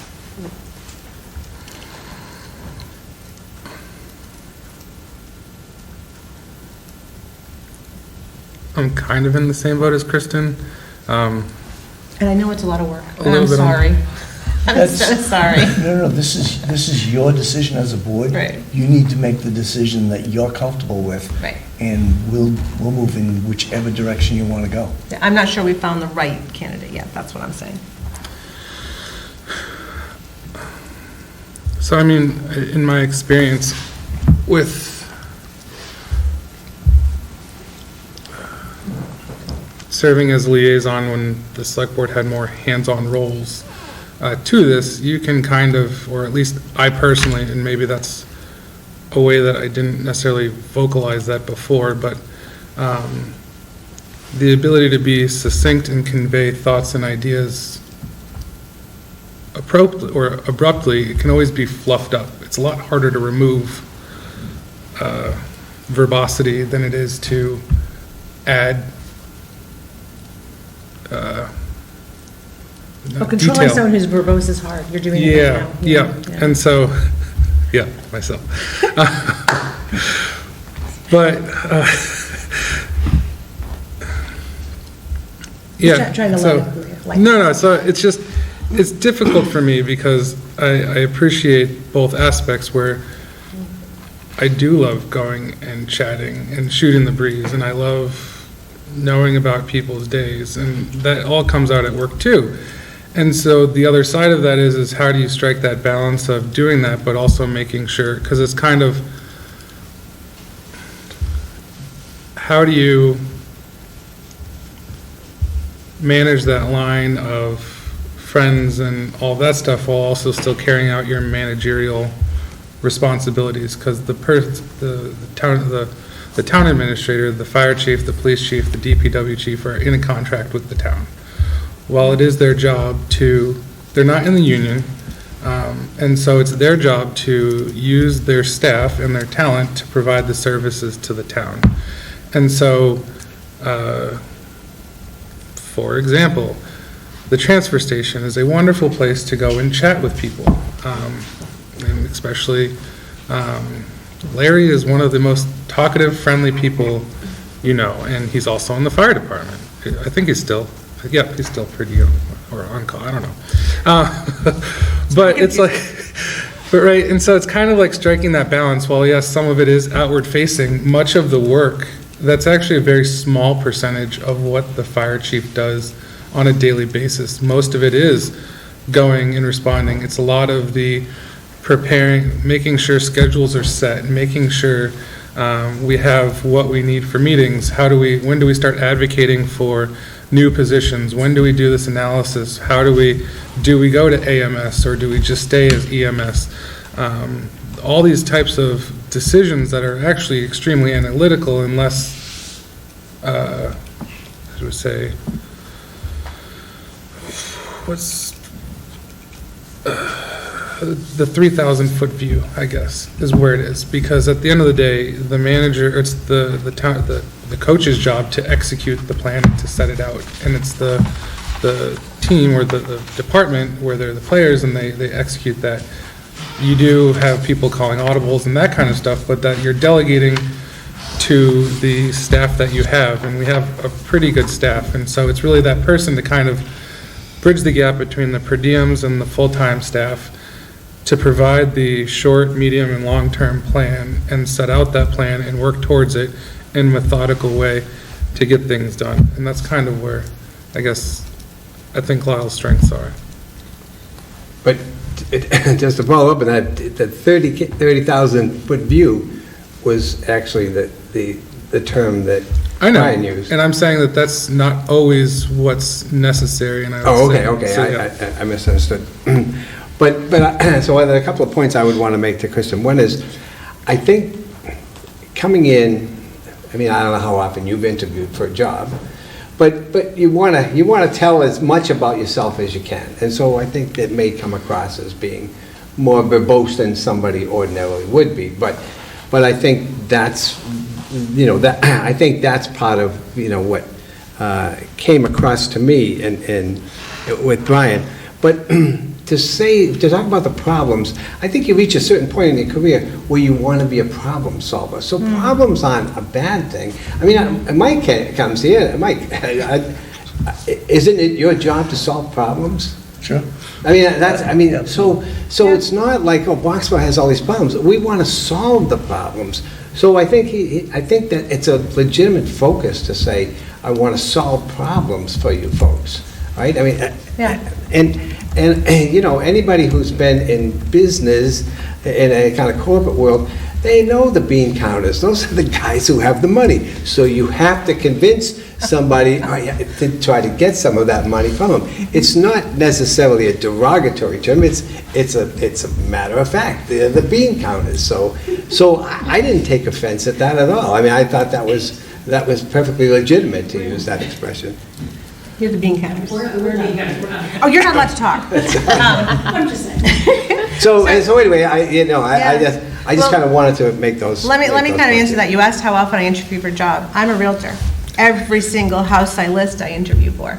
And yes, I have to sell myself, but I have to find out what they need and how I can solve their problems. And what I liked about what Lyle did is he read town reports. He read what's going on. He knows what our 4-year plan is. He did his research. And that's what I do. How big is your house? How many bathrooms? How many bedrooms? What's in your deed? Do you have an easement? I know all that before I walk in your door. So yes, I interview weekly. And so what I found, and this is again my perception, and you're actually bringing it forward, is that I feel like Lyle did more homework and Kevin depended more on past experiences. And again, I come back to, I'd like to see a combination of that.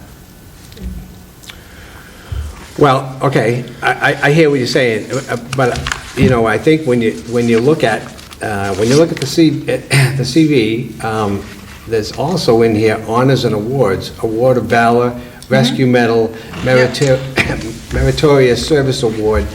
So, I mean, it's not on both CVs, so I think that's worth something in terms of the individual. So I mean, again, there was a vetting process to bring these two guys to us, and they're both saying both guys would be good. I mean, to sort of say, well, we want something even better. I think I think it's a mistake. That's okay. Well, no, that's why, I'm Yeah. so glad we don't agree, quite frankly. If we all lockstep, Yeah. I'm thrilled that we're not agreeing right now. That's Yeah. why we all got elected. We're not supposed to all agree. Are you willing to change your opinion? I'm not. Yet. Was that a yet? Keep All right, working it. I gotta keep working. So people can go home. Well, you know what? I understand that. Everyone wants to go home and be done, and I'm sure this is miserable for the candidates. But on the other hand, probably enlightening in many ways. And like I said, we are going to love working with whoever we decide on. But we just have to figure out who we think is best. So Priya asked me earlier if I had any thoughts. Do you still want to hear any of my Hell thoughts? yeah. Yeah, bring it on. Because I want to provide information, but I want, this is your decision. When a 180-day plan was thrown out there, I asked a couple more times, I gave opportunities to share that plan, because I'm a big one on planning and then following the plan. I didn't hear a plan, and I don't know if you all did, but that to me, as the town administrator, I want to know that department heads are gonna come in with ideas, plans, solutions, solve problems, and not just talk to it, but actually follow through. So when somebody says, I have a 180-day plan, and the very next question was, tell me about your strategic plan for the next 6 months, I was surprised. You're kind of following up what I was saying, though, is I kept writing 180-day plan. I have 108, 1, 2, 3, 4, 5, I had that same concern. And I understand. So when I was a teacher, because that's what I used to do as a teacher, I did not, and I've expressed this to all of you guys, I did not look, unless the child has an IEP, I did not look at their file for 30 days, because I wanted to get to know that child. October 1st is when I looked at that file, unless there was some other reason I needed to, because I wanted to get to know everybody. I didn't wait 6 months. I still had to teach that child. I still had to manage that child, but I was going to let them present themselves to me. And I guess that's kind of what I saw Lyle doing, is saying, I'm going to take 30 days to get my feet wet and figure out what's going on and what needs to happen, and then jump in. And he did have more tactical suggestions about how to move forward, and it's because he did his research. And again, I'm going to bring it back to experience with large and small departments, experience with on-call, per diem, and full-time, experience with regional and local, dispatch. I mean, he doesn't have leadership experience per se, but he's been on the ground, and he's had a lot of different experiences being on the ground. So, and I did like the fact that he said he'll admit when he's wrong, take ownership of his mistakes, remember the human factor, and that his biggest regret was not taking those kinds of things into consideration in terms of his management skills. So.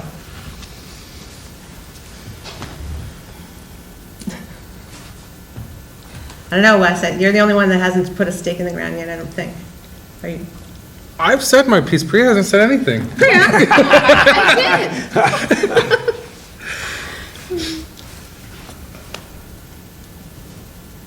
did. Well, children, we are sitting here until a decision is made. Get your sleeping bag. No. All right.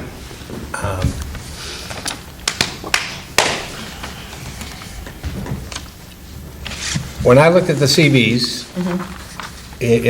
I saw a lot more information. In Lyle's, I saw his, I saw his roles and responsibilities, but in Kevin's, I saw the accomplishments, and I think, that struck me as being like, okay, that's what we want to have. We want to have somebody who's focused on accomplishments. We want to have somebody who the fire department can look up to because of, honors and awards. We want to have somebody who's involved, has community involvement. There's a well-roundedness here. I think probably what hurts Kevin more than anything was the 180 days, but we can't bring him back here and say, all right, clarify that for us. But I think, to me, I always say this to folks, you start a job, you're not going to be comfortable in the job until you hit 6 months. 6 months, it's like, okay, I got this job down. I mean, but it takes 6 months to get to know all the people, all the processes, everything that's going on. That's how I've always believed in any job that I've started. It's going to be 6 months before. How long have you been here? 7 months. 7 months. And are you comfortable? I got it all figured out. Yeah. So that's kind of how I saw that. But when you have captains who know their stuff, and you can point them into in the right direction as a good coach, as a good manager. That's what I'm not sure that our captains need to have that technical aspect, delivered to them by that person. I think the person needs to be an expert for sure, but I think well-rounded, and I think based on what I've read and what I listened to, I think that Brian is more well-rounded for that, for the assignment as being a town leader, to work with the fire chief, to work with the police chief, to work with the DPW, to work with the town administrator. There's no question in my mind that I'm not on the fence. It's like Right.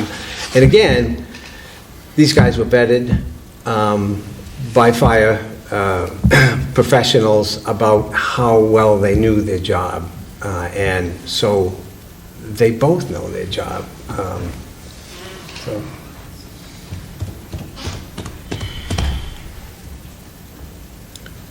Seems like deadlock.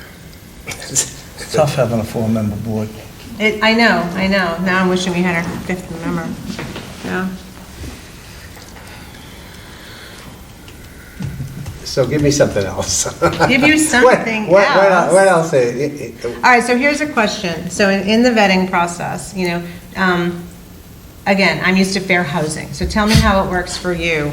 Did you talk to, when you brought the candidates forward, did you talk to select board members, FinCom members, other members of the department? Who are the references, and how do we, did they give any suggestion within what they are allowed to say? See, that's my bigger thing, is they're only allowed to say so many things. So tell me more about their references. Are you allowed to? So everything came back good with the references. Well, it did. Okay, no red flags from your references at all, anywhere, all positive rah-rahs. Well, that's good, I guess, okay. All right, that didn't help me. Yeah. But that's a great point, because when you look at Congratulations, both of FICV, you. there are 6 references there. Fire chief, retired, fire chief, Barry fire chief, deputy fire chief in Nashville, fire chief in Boylston. Actually, you got the... Is there something not correct in that? No, it's all correct, but Okay. what I had sent you had the references redacted.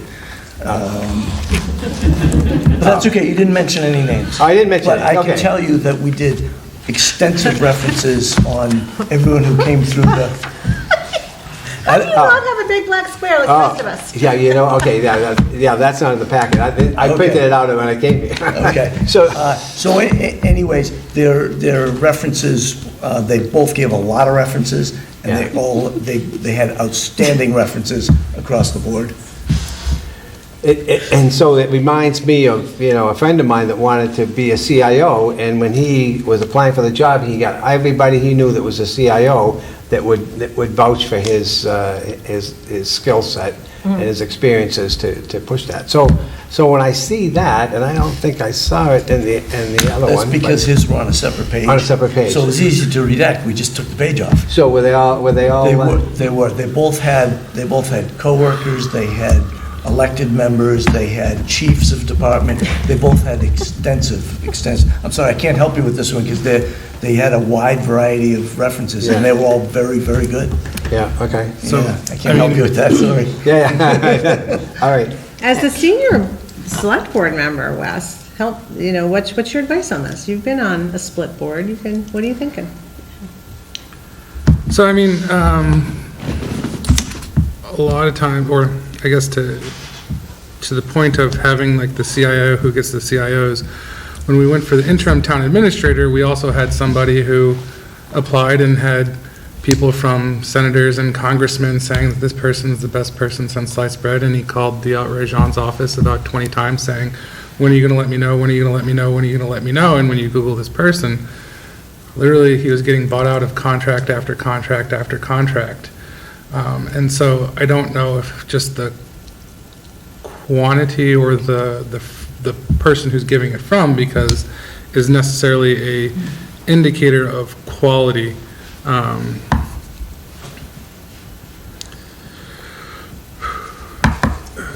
Which job was that? The interim town administrator. Oh, okay. Michelle remain nameless. Yeah, I'm not saying Okay. anybody's name, but Ray John can I- vouch. Right. PTSD. Yeah. Oh, Priya? No, I just have one question. I don't know if I can ask this. Mike, in your assessment, again, That would be really awkward. to have- no. Okay. What does the fire department require? Can that be answered or no? No, like What does the fire department? In your assessment, the current fire department, What kind of leadership does it need? No? like what do they require? Do they need more structure? Do they need, is that, like, can you even answer that? I think they have the structure they need. I think they need continued structure, like Okay. any other department here. I wouldn't want anybody, to be under a leadership that's just social or just political. I would want continued, structure. So the structure there is good, the staff there is good. The outgoing chief he's a good, strong chief who provides them good direction.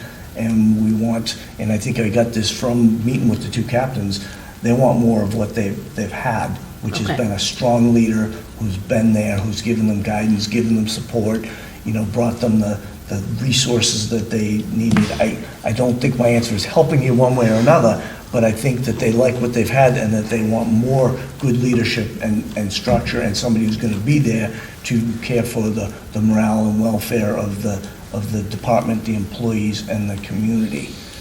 I don't think that gives you an answer one way or the other, but I think that's what I'm... And what I in heard. your opinion, is that working well for the town? What we had so far? What I... You're asking him to review Paul. I can give you, I mean, everybody can Yeah. improve, right? Like, Yeah. you and I can improve, so, I mean, it's, yeah. So- One thing that has been an assessment of mine since before coming here, when I started interviewing here, was that I thought there were a lot of areas that needed a more strategic view in the leadership of the town, the hired leadership, and I continue to think that. So when we looked at a police chief, now we had an interim here, but I had 6 months to look at him, and I wanted to make sure, is he strategic? Can he think strategically in moving the department forward? Okay. I think the same way with the DPW, I think the same way with the fire department. I think strategy, strategic thinking, long-range planning, I think those are things that will continue to serve the town well. That's something that I talked to Rajan about when we got ready to post the job. Says we want a strategic, long-range thinker who's going to keep all the things that are good about the department and think more strategically towards the future. Okay. Again, I don't know if that helps you at all. No, but it that's- does, it does. It If you're talking solidifies my about decision. strategy and strategic things, I think then in that sense, I could switch my move to Lyle, because I feel like he was more structured, strategic, and like had plans, so I'm okay with like switching my decision. Just procedurally. Just for context, for people that are wondering, there's not very many, like looking at the jobs that are open, there's a few towns that are hiring, like Winchester, or is it Winchester? Or, where was that one? Not there. Google, why are you failing me now? Wellesley was hiring, and we are nowhere in comparison with Wellesley. No, we won't be. Yeah. And so, like the other places, they're like Great Barrington, the MMA site has Vermont, and a deputy fire chief for Charlton. So what you're saying is there are very few towns looking for a fire chief right now. Yeah. And what's the second half of that? So I was going to say, I didn't know if going out again would necessarily yield more results at this point in time. But yeah. You would think it would, right? Like if less towns are looking for fire chief, no? No, that's kind of what I was thinking, was if there's only a Yeah. handful of towns looking, you'd think there would be more candidates. And again, you look at, was it the timing of the posting? Was it, I don't know. There weren't a lot of towns looking when we posted either. No. No, I looked. Maybe being chief is a thankless job and you should both run fast. Don't do it. No, because the other thing when I was talking with, typically, way back in the day when I was talking with Chief Philibron, you either have, depending why people run or for different reasons, or why people go for chief or for different reasons. One being because they like the more administrative and managerial side of things, and so they go into it for that. The other side of that is because then that also limits your ability to make overtime, which would go towards your pension, effectively. And so, because you're salaried, so you can't take extra shifts, which is what increases your, well, more so for police, but then the second question, then otherwise they just go when they're after like the captains or lieutenants and all of that stuff, depending on the size of the community, et cetera. And so it just to bring that back full circle, it appeared to me that Lyle was doing it, not that Brian wasn't doing it because he wanted to, which clearly he has the passion and desire, but it seemed that Lyle's was a bit more deliberate, which would go along more with the impression that I got in terms of the analytical planning and that kind of aspect as well. Does anybody have anything else to add? We've been deliberating for an hour and 10 minutes. Which is not bad. Oh, okay. No. Feels like a long time. Procedurally, do we just call for another motion? I mean, we have a split vote on the table right now with the motion that's on the table, so what happens now? Well, no, the procedurally? motion is done because you voted, so it's off. Okay, well, no, because there was a split vote, I didn't know if we have to start over with a new motion. It would be a new motion. Yeah, it'd be a new motion, because the other one is clear, because you had a hung vote. Okay. Then I'll entertain another motion. Whatever it might be. Yeah. Yeah. Wes, you want to do? Yeah, give me the paper. Thanks. I didn't keep that paper. No. So I guess I move to appoint Lyle McKay as the next Boxborough Fire Chief, subject to successful contract negotiations and any final background and reference checks. All right, all in favor, please say No, aye. need a second. Oh, second, sorry, is there a second? Sorry. I'll second it.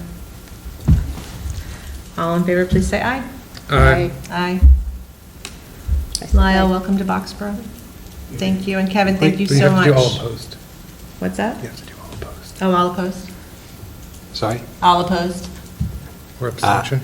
I am Opposed? opposed, yeah. Okay, sorry. Thank you. But I like him, but I think it's not my choice. Not your choice. Right. That's right. Okay. Do you want to move into into an executive session. So I'll move to enter into executive session for the purpose of conducting strategy and preparation for negotiations with non-union personnel per Mass General Law, Chapter 30A, Section 21A2, the fire chief, and to note that any discussions in public session would be detrimental to the town's negotiating position. That was my next one. Second? Is there a second? I'll second. All right, all in favor, we have to do roll call vote for executive session, or no, I can't remember anymore. You don't, because you're all here. Okay. All right. All in favor of moving into executive session? Aye. Aye. In favor of moving executive session? McCann and I. All right.